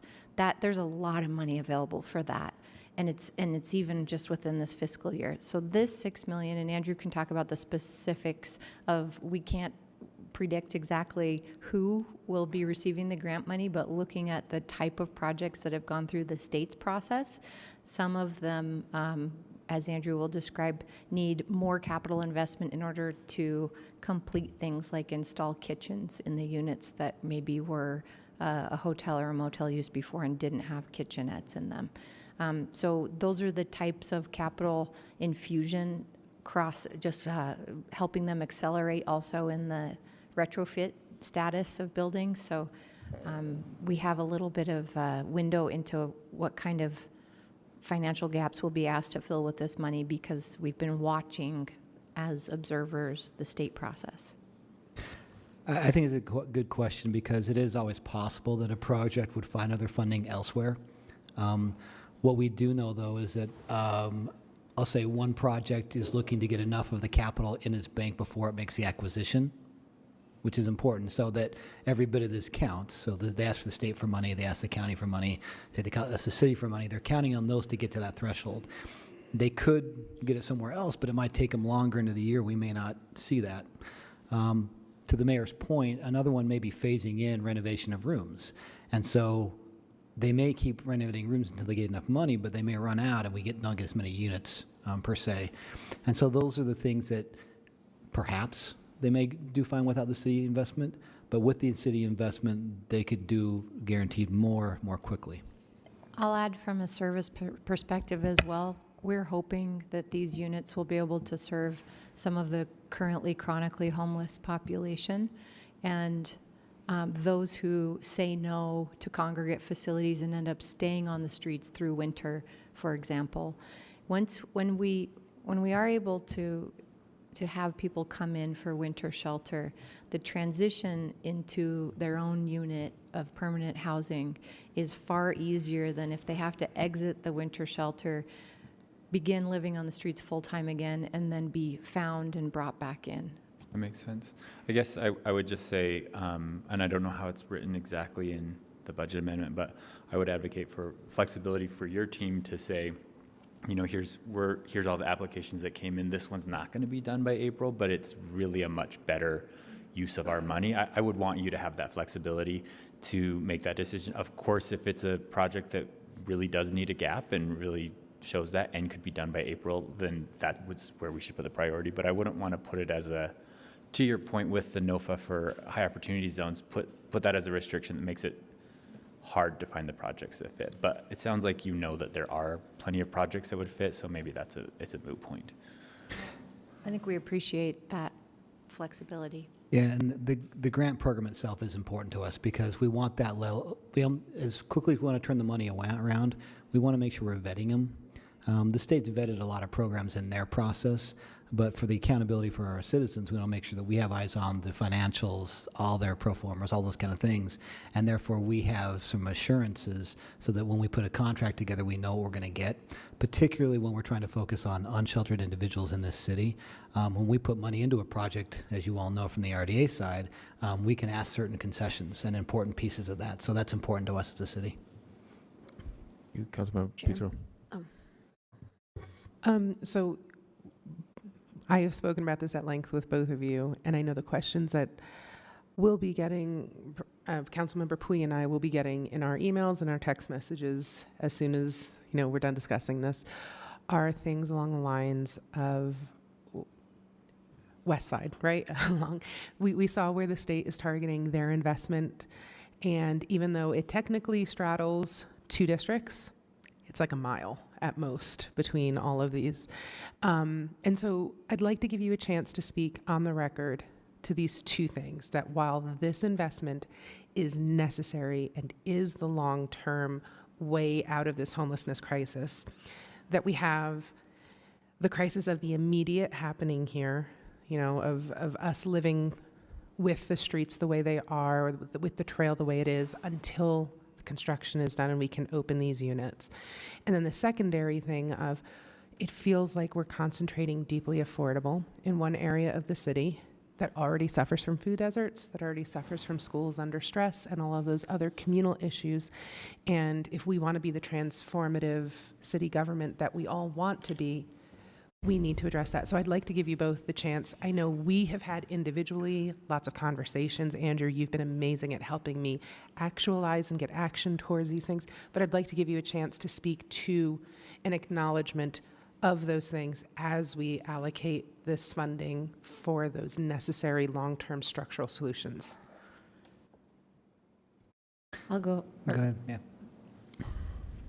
Absolutely recognize the concentration based on the state's allocations for the permanent supportive and transitional housing that they're supporting with the $27.5 million.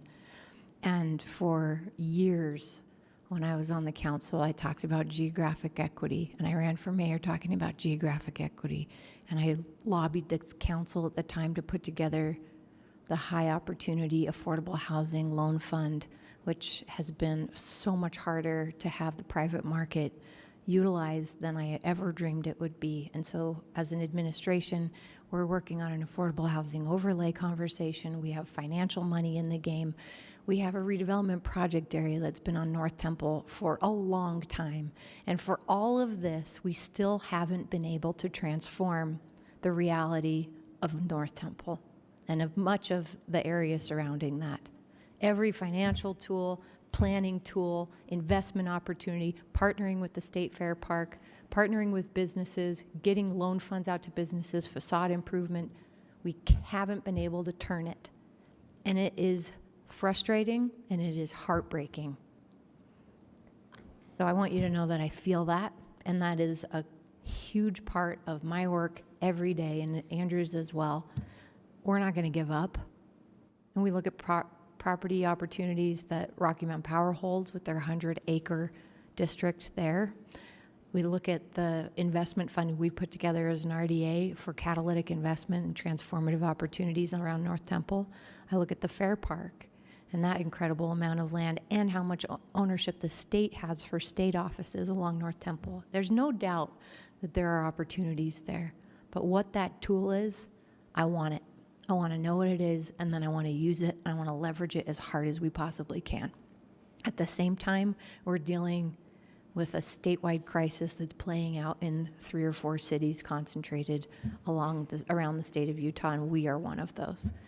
And to recognize what the projects are that the state just funded with the 27.5, the 55 altogether, 55 million, the state, the county, no city said, ooh, we have a project. These are private operators. These are nonprofit organizations. These are housing developers who've said, I have a project in the queue, I'm going to apply for it. And in those kind of situations, and especially in the statewide situation, none of us were the ones, or nor should we have been necessarily the ones who were cultivating what properties responded. The market still plays.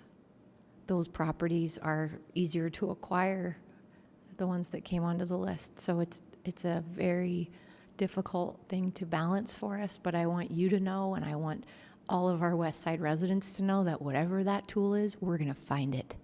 And then we're going to lean with all of our might on it.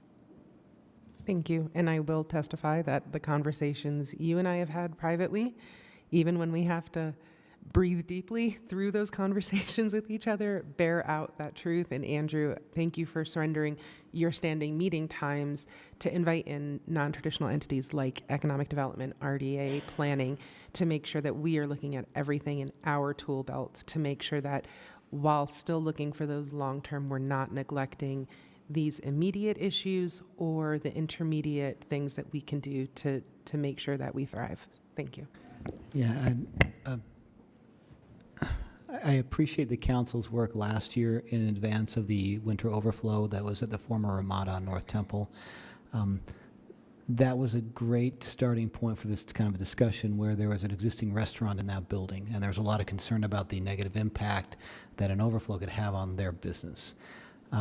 The efforts that were put into ensuring that didn't happen paid off quite well, and that restaurant did even better post than it did pre. There's a lot of reasons for that, and I think that's a good template for us as a city with economic development, housing, and the council to mimic and to build off of for other areas along North Temple. I'm bringing North Temple up because the state did fund at least 2 projects along that corridor, so we know that there's housing going in there. And I think part of our job is to build off what we've learned and continue to accentuate that the way that you're trying to. Thank you. Councilman Fowler. Thank you. So this is, this grant program's going to be run by CAN? Yes. Okay. And it looks sort of like, and what I'm hearing is that it's sort of a gap financing idea. Yes. So a few years ago, and this is not bashing any department at all, but a few years ago, we sort of had a philosophical, both of you were on the council, had a philosophical discussion where we kind of decided like what departments should kind of do what things, so we weren't continuously reinventing the wheel. And I'm just curious, we already have, like the RDA is they specialize in development, and we have all sorts of housing pots over there, and they already have established processes and RFPs and have a lot of the same alignment of what we as a council and board have already talked about without needing to kind of, again, reinvent the wheel. So why not just kind of fund one of those pots that already exist and then added another criteria, because we know that that money gets out quickly. We know that there's processes, developers know where to go. We have all of that. I'm just looking for efficiencies here in some ways. I think efficiency is the reason that we're there, because this is existing money in CIP, and instead of trying to navigate a transfer from CIP to RDA to administer the program or the grant distribution, that we, just as we'll be distributing 12 million of the HUD dollars through CAN for affordable housing this year, and the 6 million through the NOFA with RDA that's out there, they're doing their separate affordable housing work. This one already being in CIP just fit with CAN. Unless there's another reason I don't know about, and Angela Price is here as well. Sure.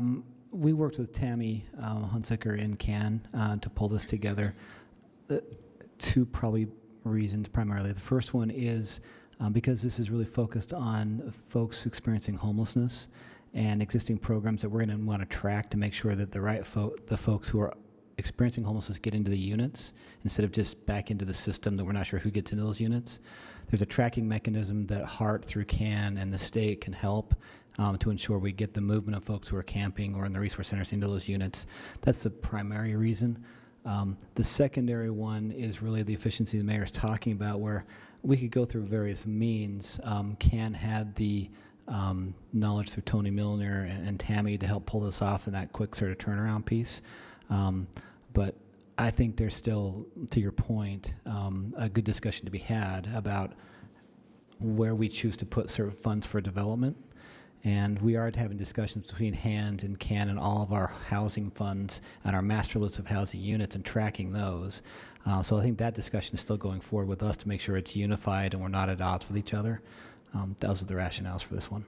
Okay. My other question is whether or not, because clearly this seems like an expedited, as is stated, an expedited idea of getting this money out there. So, this may go to Katie and the legal side of things. Once an application comes out, does that come back to the council for approvals? Many of our other grants and policies do come back. So will that come back to the council for approval, for the council final approval? I think that my intent would be yes. Because this is one of those times where we are expediting things and trying to make things happen quickly. There's a balancing act to be had between approval of things in the council, sort of approving everything. But I think we want to make sure that you are aware of what is being proposed. You felt comfortable with it, because there are implications that was brought up earlier about if it's on, say, a North Temple corridor, there's other concerns. So I think my intention would be to make sure the council is involved in that process, both offline and online. I think as far as administering the funds, though, I think that would be an administrative role, if I'm not incorrect, once it's approved. Yes, I imagine that's true. Once it's approved, that goes back to the administration, of course. And then my final question, I may be quiet, we don't know yet, is,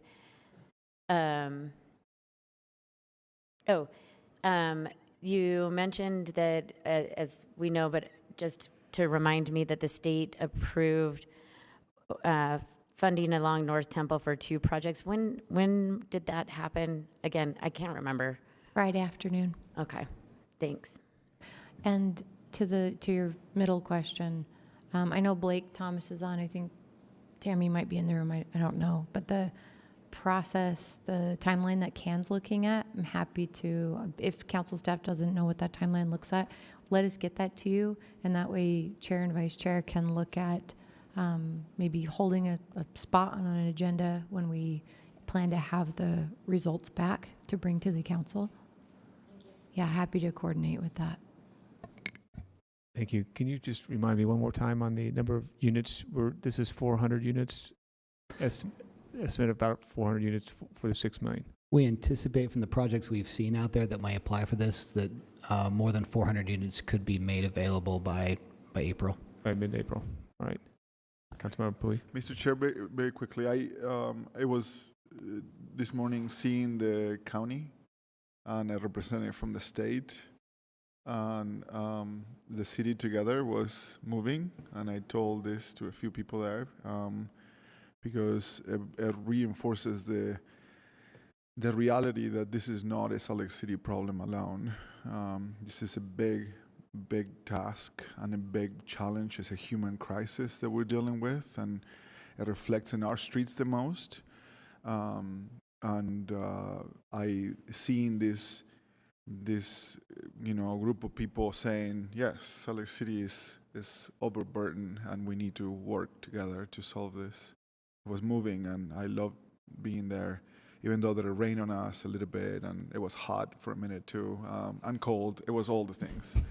But I do have a question about holding the providers accountable, and I'm not, I want to make sure that the work is done correctly, and there is not, what standards are we going to hold them, to say, you're using this money wisely, you are maximizing these dollars, you are, not having gaps or whatever it is, and what sort of reporting are they having back to our city and to our taxpayers, and arguably to the many neighbors that, they email me and text me every day about what they're seeing in their neighborhoods.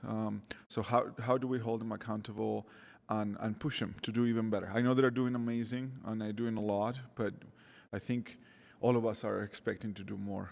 So yeah. Yeah, I can't tell you how transitional sea change it feels to not stand alone at a microphone to talk about homelessness, and to have the state and the county leadership standing there and saying that, yeah, we all agree what we need to do together on this issue today, and to have evidence like our mitigation funding and the winter shelter process that just happened. We're in the midst of change, of recognizing the shared responsibility on it. So because, as Andrew said, a lot of the projects that we are expecting will be interested in applying for these grant funds, we've already watched go through the state process and likely have some state funding. The state will be tracking their compliance, which is a really unusual and nice thing for us. Typically when we're participating in deeply affordable housing, we may not have that oversight component taken care of with the state. So the timeline part, though, the majority open by April 15th, is not in the state's funding guideline or requirements, but it would be in ours. So I'm going to let Andrew talk about how we might be able to do that compliance, because we just talked about it all morning. Yeah, the mayor is right that if one of these projects that applied for this grant was awarded money through the state contract, the State Office for Homelessness Services has a requirement that they would comply with their expectations. So there's some good monitoring there that we're working with them on and coordinating through.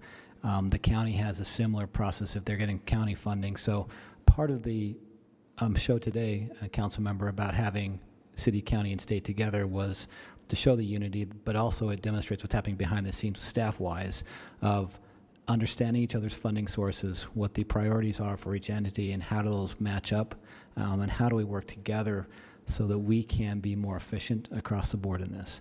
One of the things that as a city that we are still growing into, and we're going to have to get better at this, to be frank with you, is we're doing a good job of tracking all of our public money going into housing and the type of housing units. We have a master list, and we track the duration, terms, all those kind of things, which is tremendous.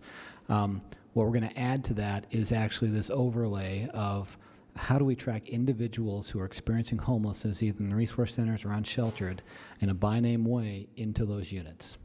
Now, that sounds a little bit tricky, right?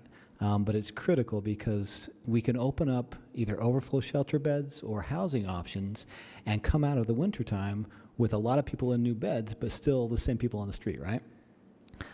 So we need to be, one of the arguments that's been made about what the city's role should be has been, well, if the city just does all of it, won't everybody just keep coming to the city, right? Never-ending process. It's possible, but what we're trying to get to now, based on some best practices elsewhere, is when we talk about a rapid intervention team resolving camps on a by-name basis, The reason we have that in place is because those teams know them on an individual basis and by name, and we can ensure that those folks are getting into the units. So when we said this is part of our planning process, that rapid intervention team we started a couple months ago was in preparation for this very point. So we can track individuals and show progress show a decline in folks who are camping ideally, but mostly show an increase in stability for folks who are experiencing homelessness. So we're on the front end of that process for ourselves, which is kind of new for us. I'm confident that we have the right structures in place to make that successful, and if this coordination with the state and the county can help us as well. Yeah, and let me finish with this. One of the things, and the Ramada Inn turning into an overflow. I think we were all worried. My neighbors were worried, but it worked out, and there were not that many impacts, and it was an impressive amount of work to make that happen.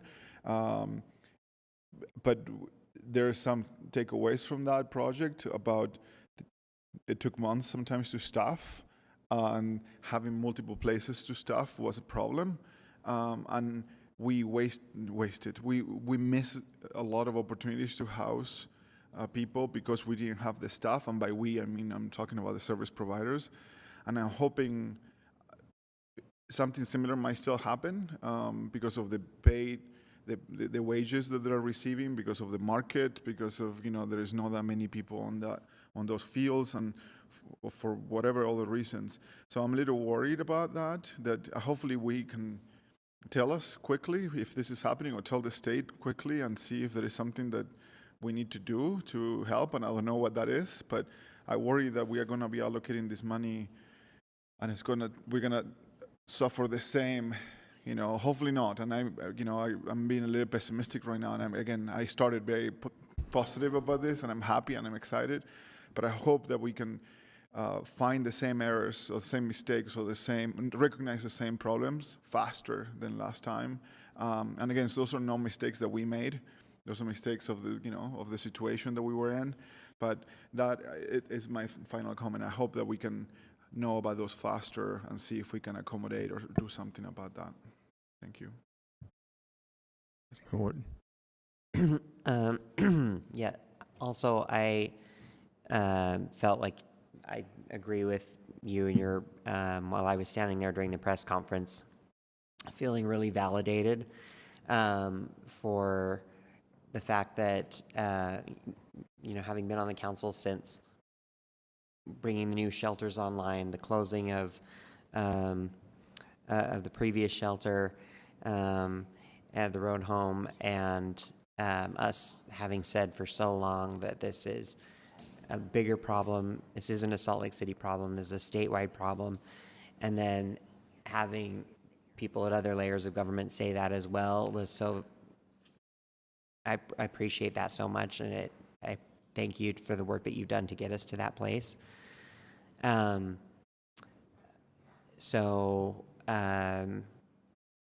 question I have is actually not that dramatic. It was like I was leading up to something really big right there, but I just want to make sure we have the numbers right, because we were saying 400 beds, and then it was 400 units, and then 100 units. So it says 100 units in here by April.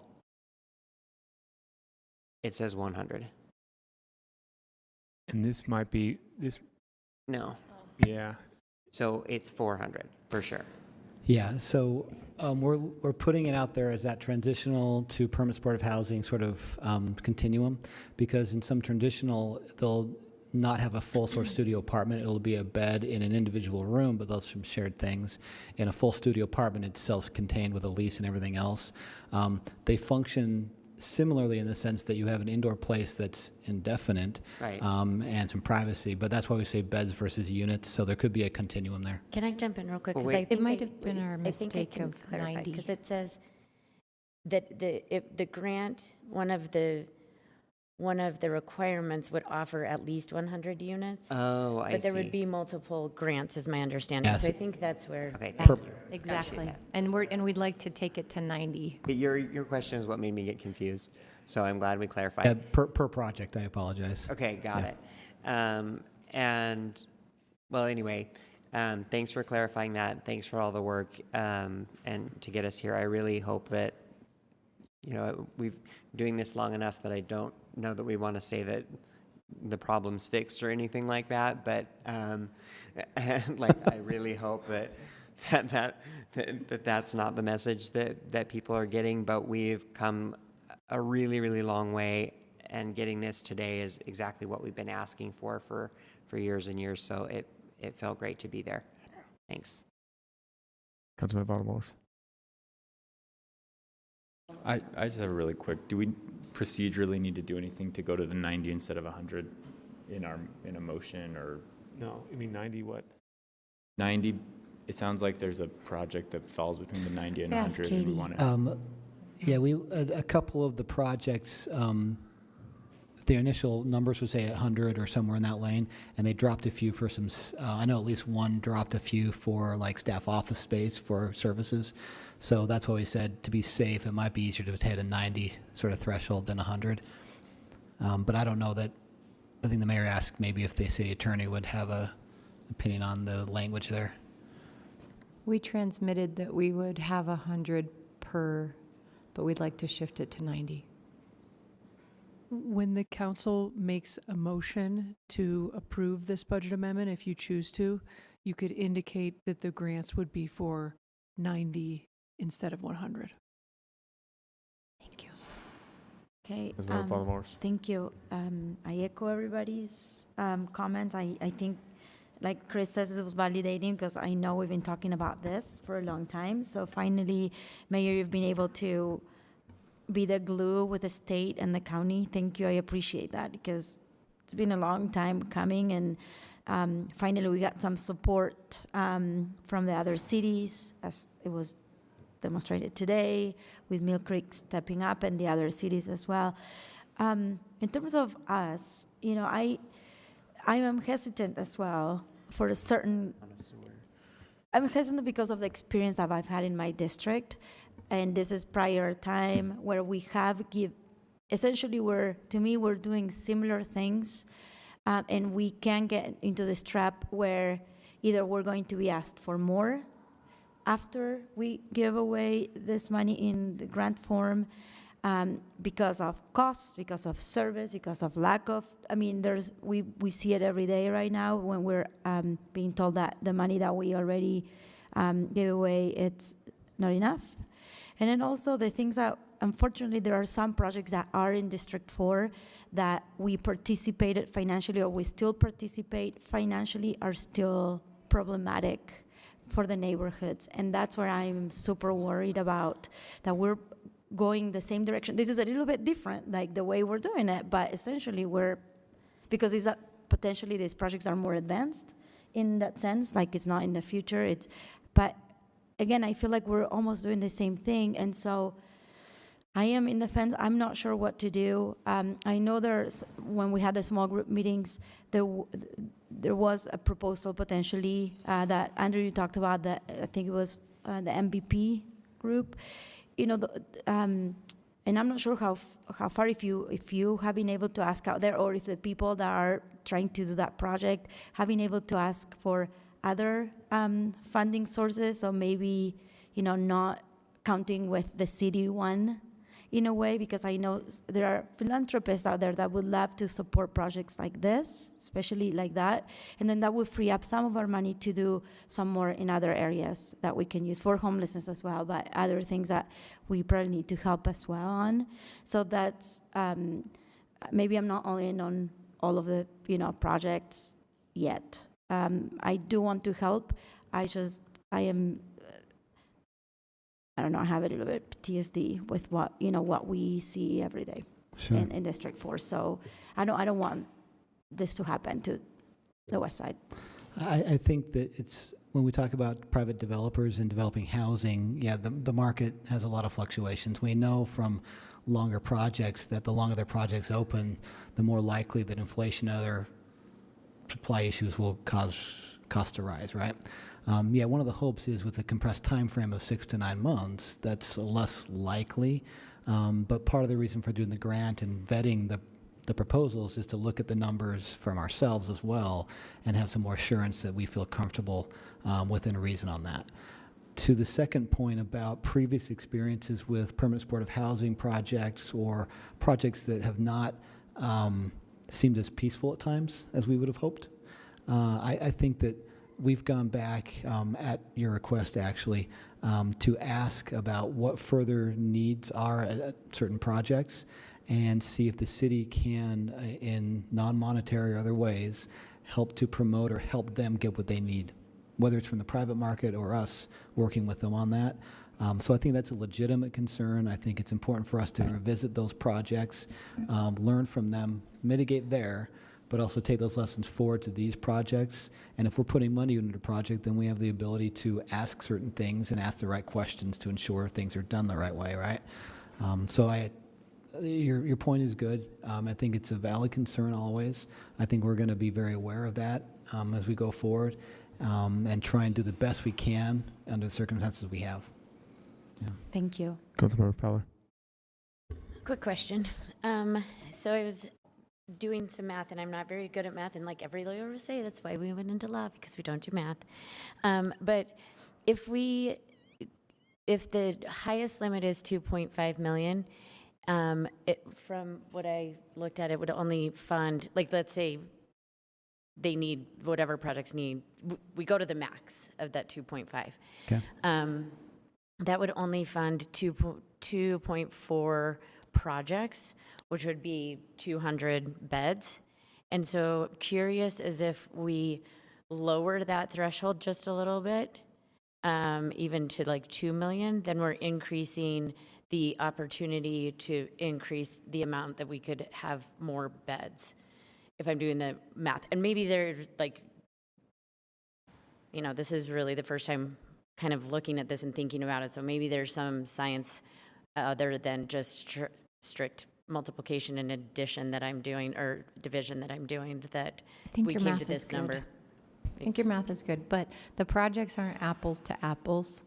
And as Andrew and I have been involved, I've been involved just through the Utah Homeless Council. Andrew's involved because he knows these providers and the organizations that are trying to acquire these new buildings.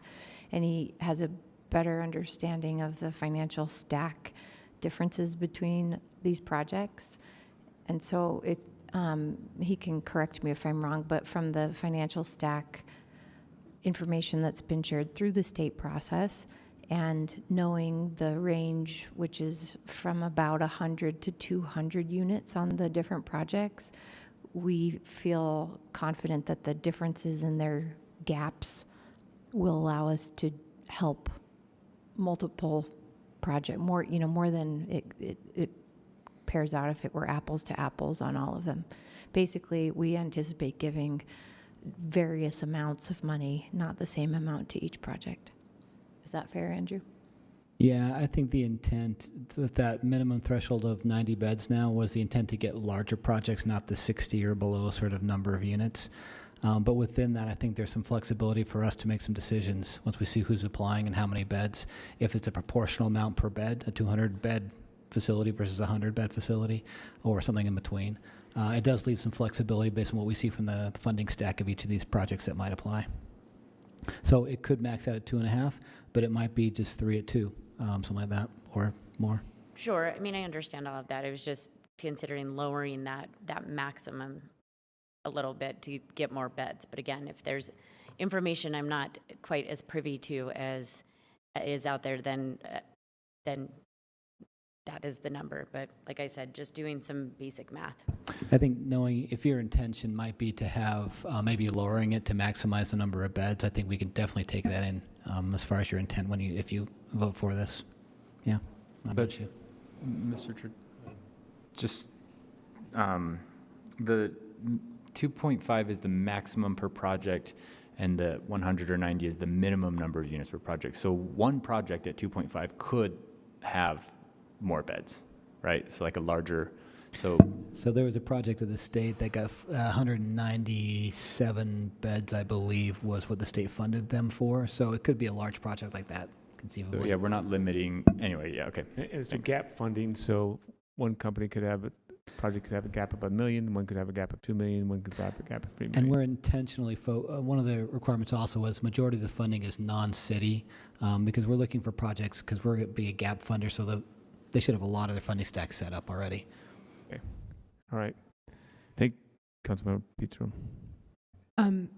So I'm not at a pot of $6 million at these rates. We're not going to have like 20 projects that we're going to give to. It's likely that we'll have a smaller number, especially with the timeline turnaround. Is it possible, or is it planned even for us to, as a condition of receiving the money, to engage in a community benefit agreement with us as a part of receiving the money? I know that I've had to do that for grants as a nonprofit professional to, Well, I think there's probably two considerations. One Sorry, is Tammy, I know that's work for you. I like the idea because we always want to show a benefit for public monies.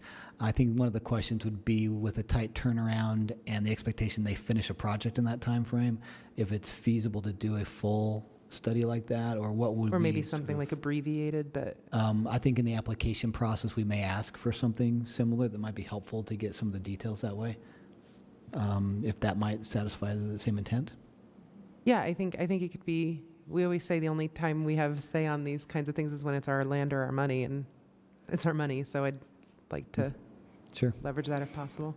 I think that's definitely possible, I think, in that application process to ask those questions and get the information for you. Yeah, when you do the contract signing or something. I guess I'm curious also, now that you say that, about the way that we, in a different realm, organize the homeless resource centers to have some ongoing accountability to the city about complaints received, and it's a different scenario. It's not housing, but something that wouldn't require their upfront legwork while they're putting their capital stack and opening the doors. But we'll think about that.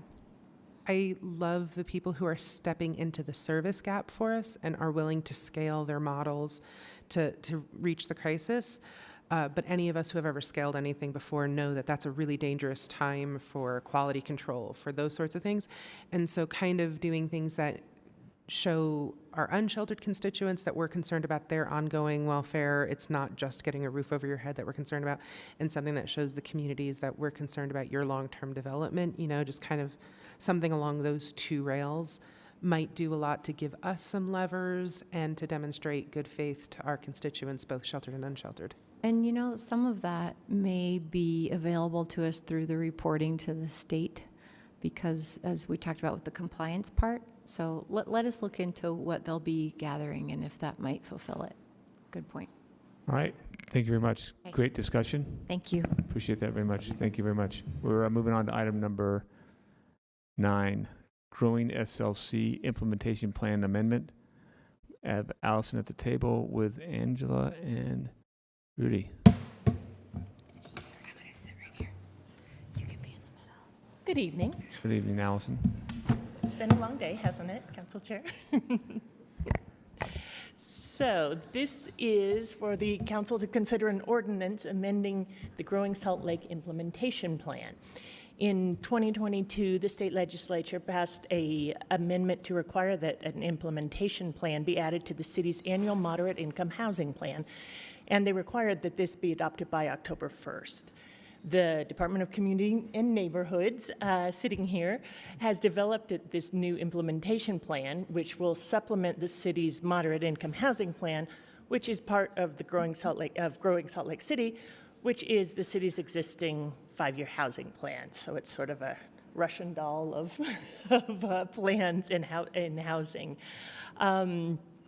The Planning Commission unanimously recommended adoption of the proposed change on July 27, 2022, and the full Growing Salt Lake City plan is scheduled to be replaced by an updated housing plan in early 2023.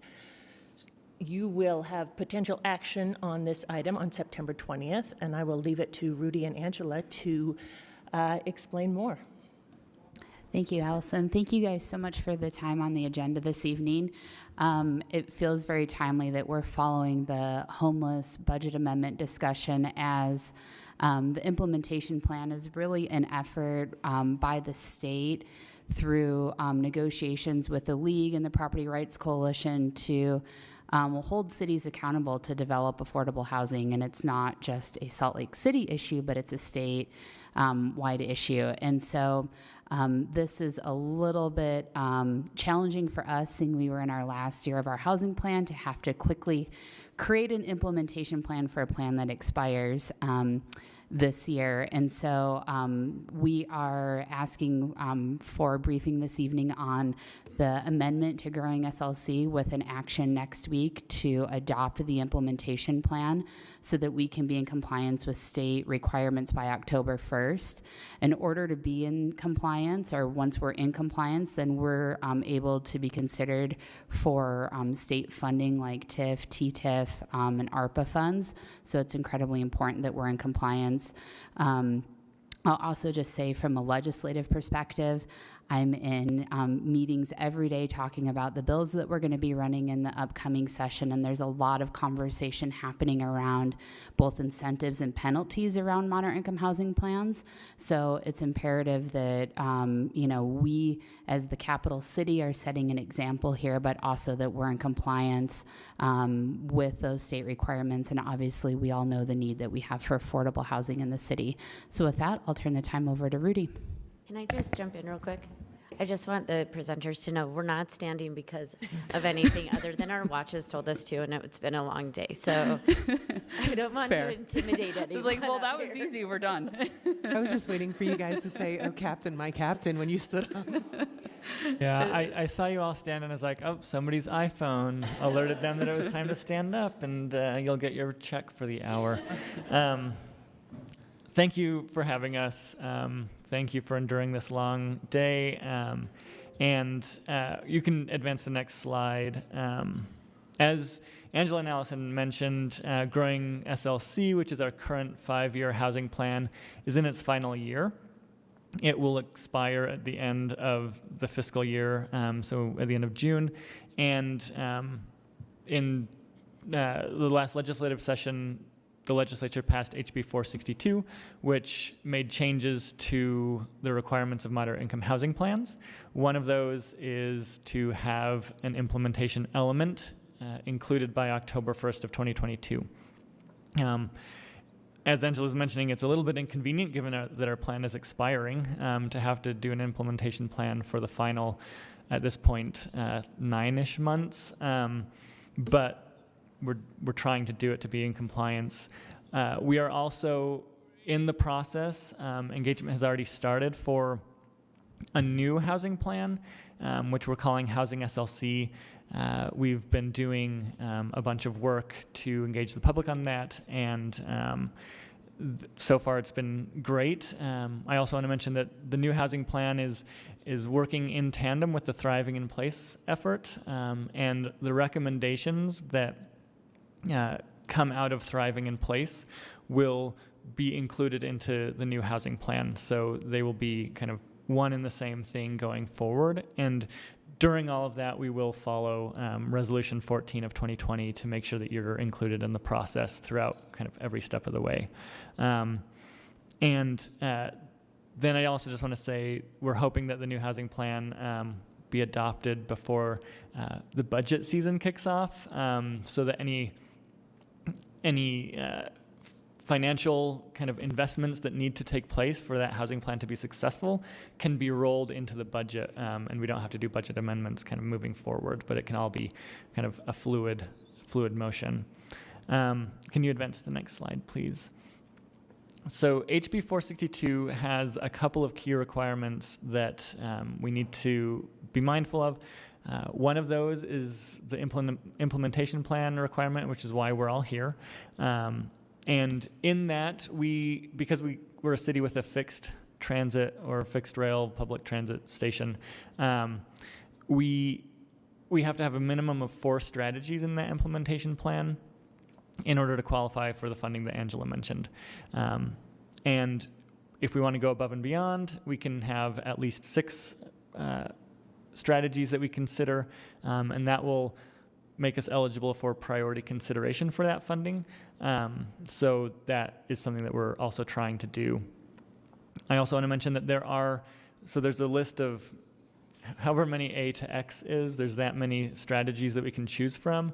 And a few of those are required since we do have a kind of a fixed guideway public transit station. And I'll get into those in just a moment. Advance to the next slide, please. So the work that we've done so far at the website shown on the slides, that has been up since the beginning of June for people to provide comment and to learn more about what we're doing. All of the items in the implementation plan that have been recommended in the implementation plan have gone through separate engagement processes, and or they are existing programs that kind of the city runs every year. And so nothing should be new to the council that's being implemented or that's being recommended for consideration. And the strategies include funding, they include policies, and they include existing programs. And in order to make sure that there was some flexibility, one, in case something happens and we don't kind of reach the deadline for all of these, we included 12 strategies instead of the required 6. So we do have some flexibility there. And then the process for this, we had, as was mentioned, we had a planning commission hearing on July 27th with a favorable recommendation. Tonight we have this briefing, and next week we'll have a public hearing and potential action. And then we just need this adopted before October 1st, 2022 to be in compliance with state law. Next slide, please. So as I mentioned, we've selected 12 strategies. None of them are new. They're all things that the city has been working on or is currently doing. And I want to point out that items G and H, which go onto this slide and the next, are 2 that we can do both, but we have to do at least one of them in order to meet the requirements. Item V, which will be in a couple slides, is also one that we have to incorporate as well. So you can go to the next slide. These just kind of show some of the things that we're thinking of doing, and I want to point out that there is flexibility if the council were to choose to go a different route. And so advance to the next slide. One of the things, and it was mentioned in the previous item, but the $20.1 million that was allocated in the budget this past year is one of those items that will count towards this implementation plan. And then you can go to the next slide as well.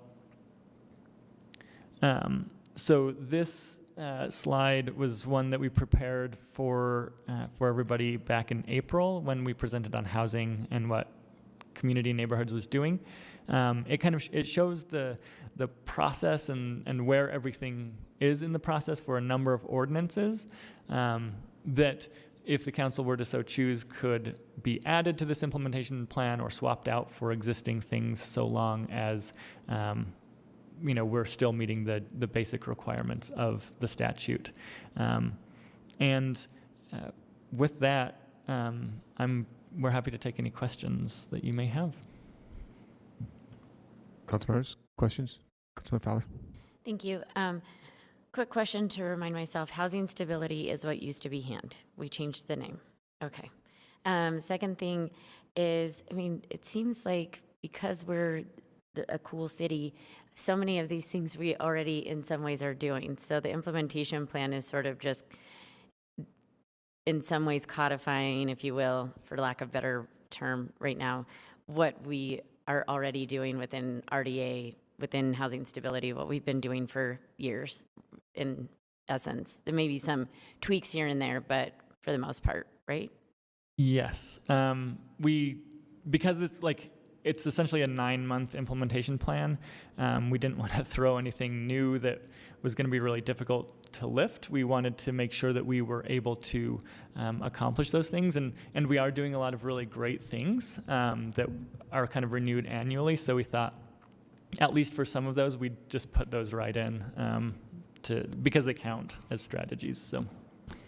Yeah, and that's a really great question. The reason that we added the implementation plan is we really wanted, it's really challenging with the moderate income housing plan and the reporting that we've had over the previous years to capture land use decisions, right? Because land use decisions take a period of time before you start to see development happen that's responsive to that. And so oftentimes we hear from the Property Rights Coalition that cities aren't doing enough. We're not zoning appropriately, not necessarily Salt Lake, but the implementation plan is really us, us being the league coming together and saying, okay, let's put a little bit more teeth behind our moderate income housing plans rather than just having cities say, we might consider density. We want to actually see that you're going to be zoning for density. And so in Salt Lake, we are doing a lot of really great things. And that's why this is a little bit weird for us with growing SLC, because we unfortunately weren't able to negotiate off that October 1st deadline, although we tried. We have to do this for a plan that's expiring. But I think it will be a really great exercise for us as we're going into housing SLC to think through really strategically what we want to do as a city to address the housing needs that we have within our community. Yeah, and I appreciate all the work, Angela, that you've done with this, and up at the Hill, you're our resident guru on this this type of legislation. So really want to thank you for all of the work. And in some ways, in a lot of ways, I appreciate this because I think it does kind of help us think forward for future implementations for things we're not doing, but what we could be doing, right? Mm-hmm. But at the same time, I appreciate that this is a way to finally get credit for all the work that we've been doing. So that we have, and the state, I think, and to your point, so many people don't realize how much work Salt Lake City has been doing over the years, and not just the few years I've been on this council, but for decades. And I appreciate that this kind of gives us that opportunity to pat ourselves on the back a little bit while still creating a way for us to continue thinking creatively about these issues. Thank you. Any other comments, questions? Yes, it's late at night. Oh, yes, it's, yeah, exactly. Yes, it's late at night, but this is also very nice stuff. So I appreciate all the hard work on this stuff. Great. Thank you, guys. Thank you. Thank you.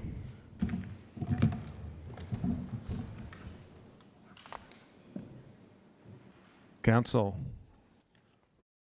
we're on our final leg of the journey. Item number 10, fiscal year 2022 to 23, sustainability food assessment and holding accounts funds. Sam's on the in front of us table. Debbie Lyons is online, and Sophia's probably online also. Yep. Hi, Debbie. Sam, kick it off. Thanks, Mr. Chair. I've got an intro that is not short, so bear with me.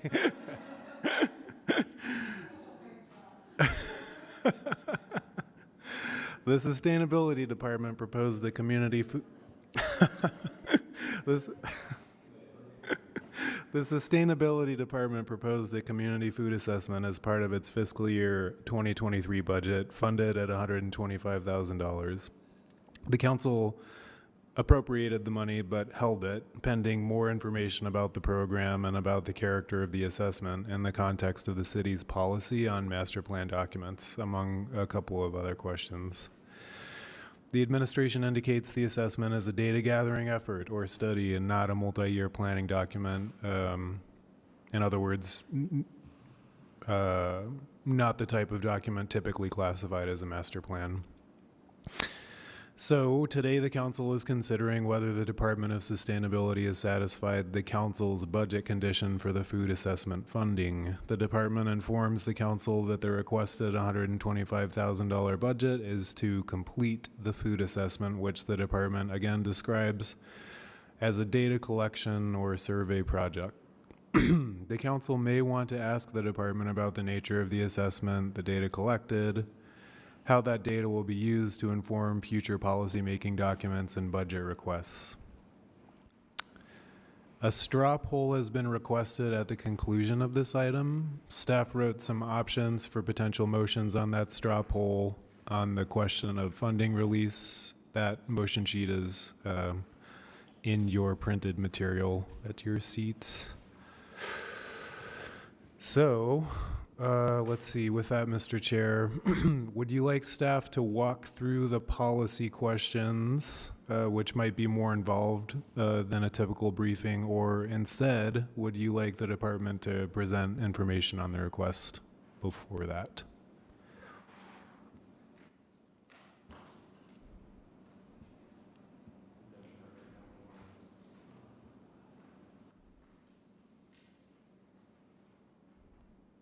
Walk us through some of these policy questions. Stop me, thank you. Stop me if you want to have the question read verbatim. Otherwise, I'll just discuss it at a concept level.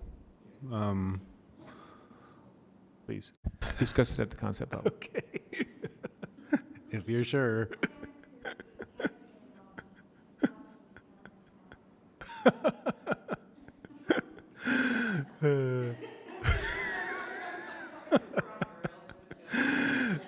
The first question has to do just with release of the funding appropriated. The question after that has to do with review and input opportunities the council might be interested in, such as a preview of the formal scope for the assessment once it's fully developed. Again, going back to Resolution 14, this idea that there are certain opportunities for council oversight, and whether or not the resolution applies strictly, there might still be opportunities for the council to get involved as the scope is developed and finalized.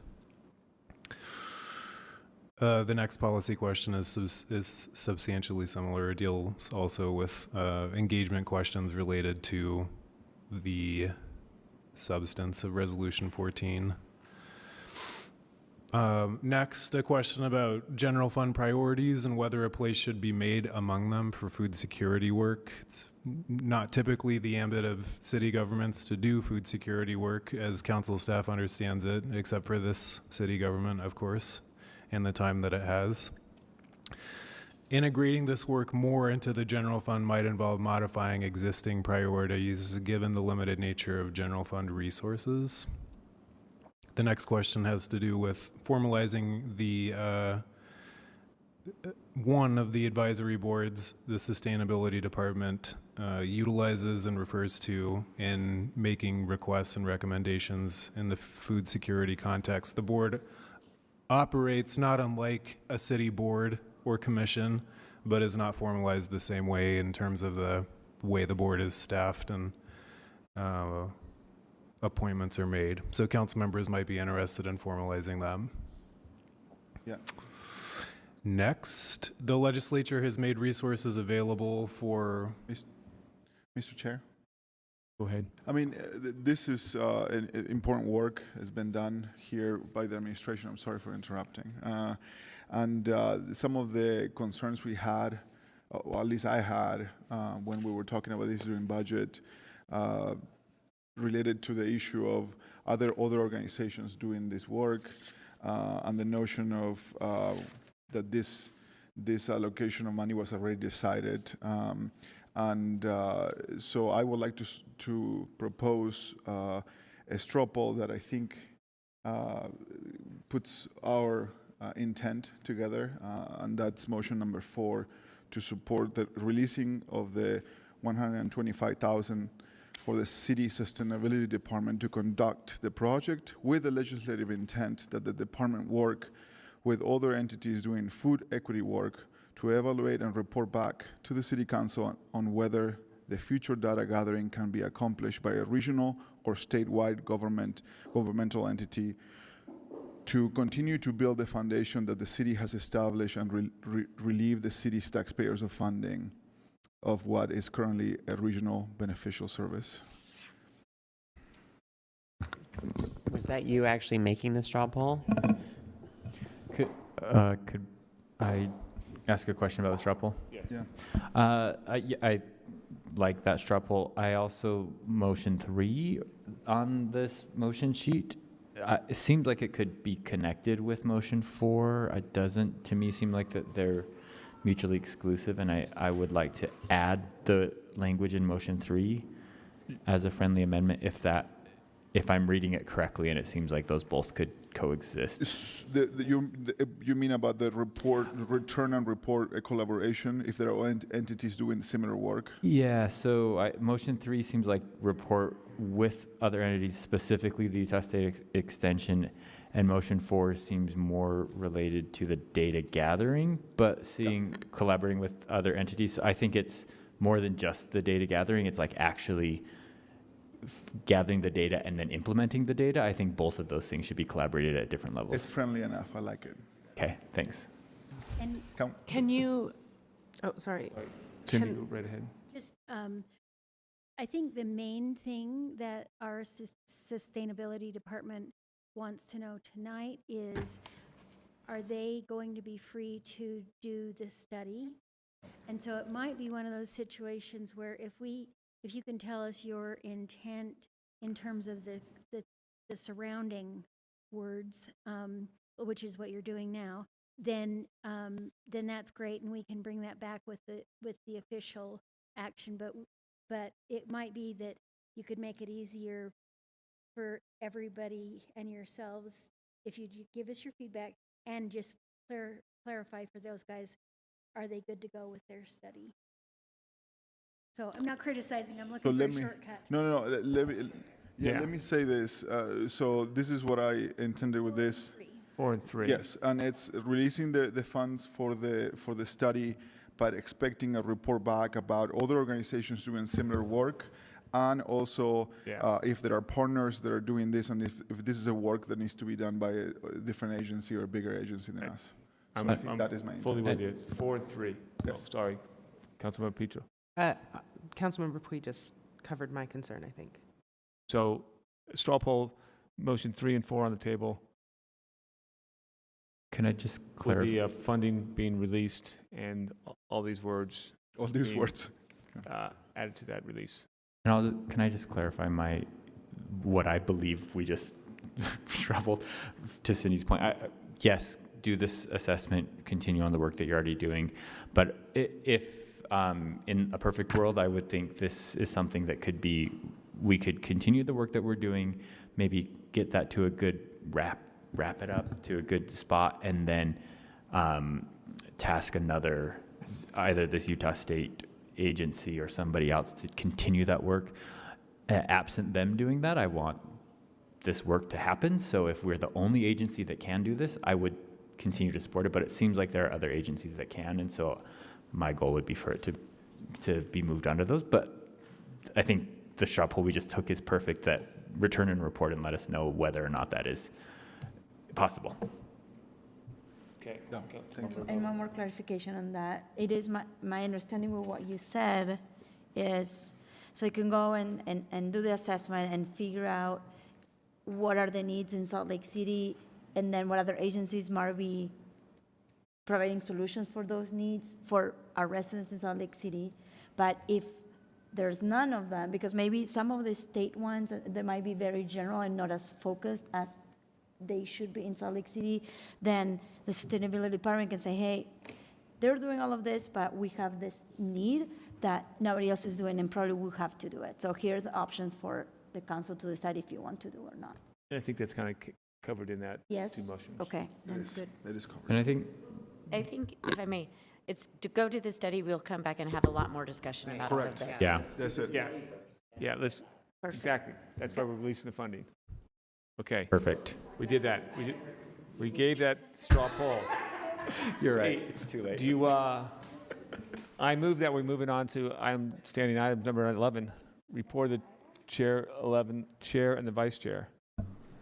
I have no report, Mr. Chair, other than thanks everyone. This feels like it was a really long night, but we made it I'm just going to through. report, I think tomorrow the high is supposed to be like 72.5 degrees.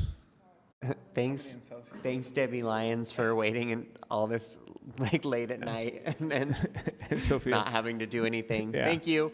Thank you, Debbie. That's okay. Can I just ask, did you vote?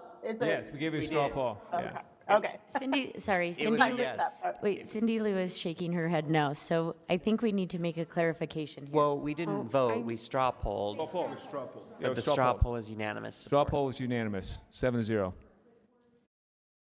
Yes. So thank you. Cindy Gus Jensen clarified. Is that clear Just as for mud, the record, Yes. Debbie? The motion will actually be next week. Yeah. This was a straw poll. This is a straw poll. Thank you. Okay, item number 12, report and announcement of the executive director. Anyone want to go into closed session? No? Mr. Good. Chair? All right, I move that we This was, adjourn. sorry, this was dropped on our desk. Do we need to do anything with that? That's all. Okay, thanks. All right, we're adjourned.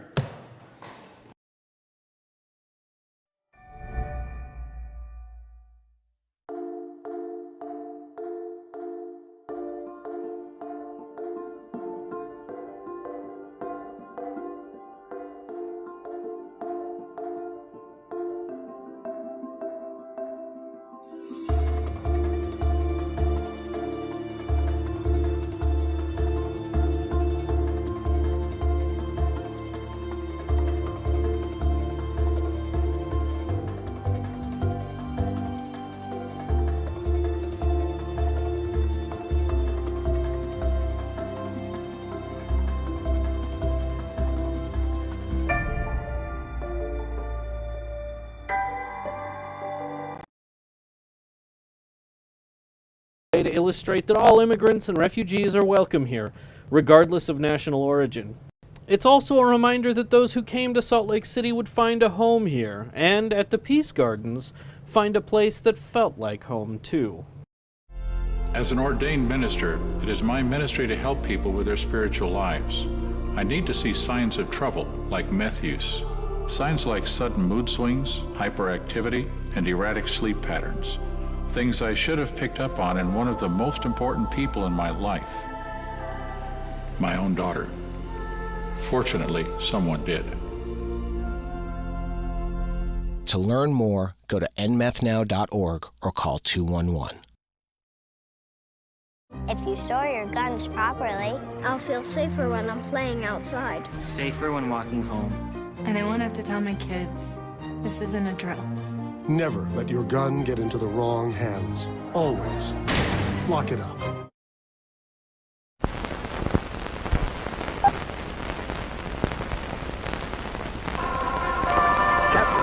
Our sensors indicate a huge whirling belt of alien matter approaching the Enterprise at warp 6. Red alert, repeat, red alert. Activate view screen, Mr. Sulu. What you're looking at, Captain, is the Romvian pollution belt, formed hundreds of years ago. Wasn't it before people became aware of pollution and began pointing it out? Exactly. Once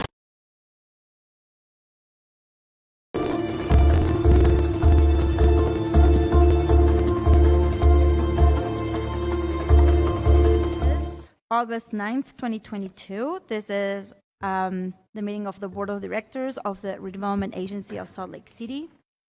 We welcome the members of the public who are in person and who may be watching our usual video feeds online. Okay. Hybrid board meetings allow people to join online through WebEx or in person at the City and County building. We are continuing to watch COVID rates to make the safest choice for all of us. In fact, although masks are no longer required in the building, since COVID cases are rising, we encourage people to wear masks while here in our meeting. There are some in the hallway if anybody needs one. We will continue to monitor the situation and take any reasonable precautions for the public and staff.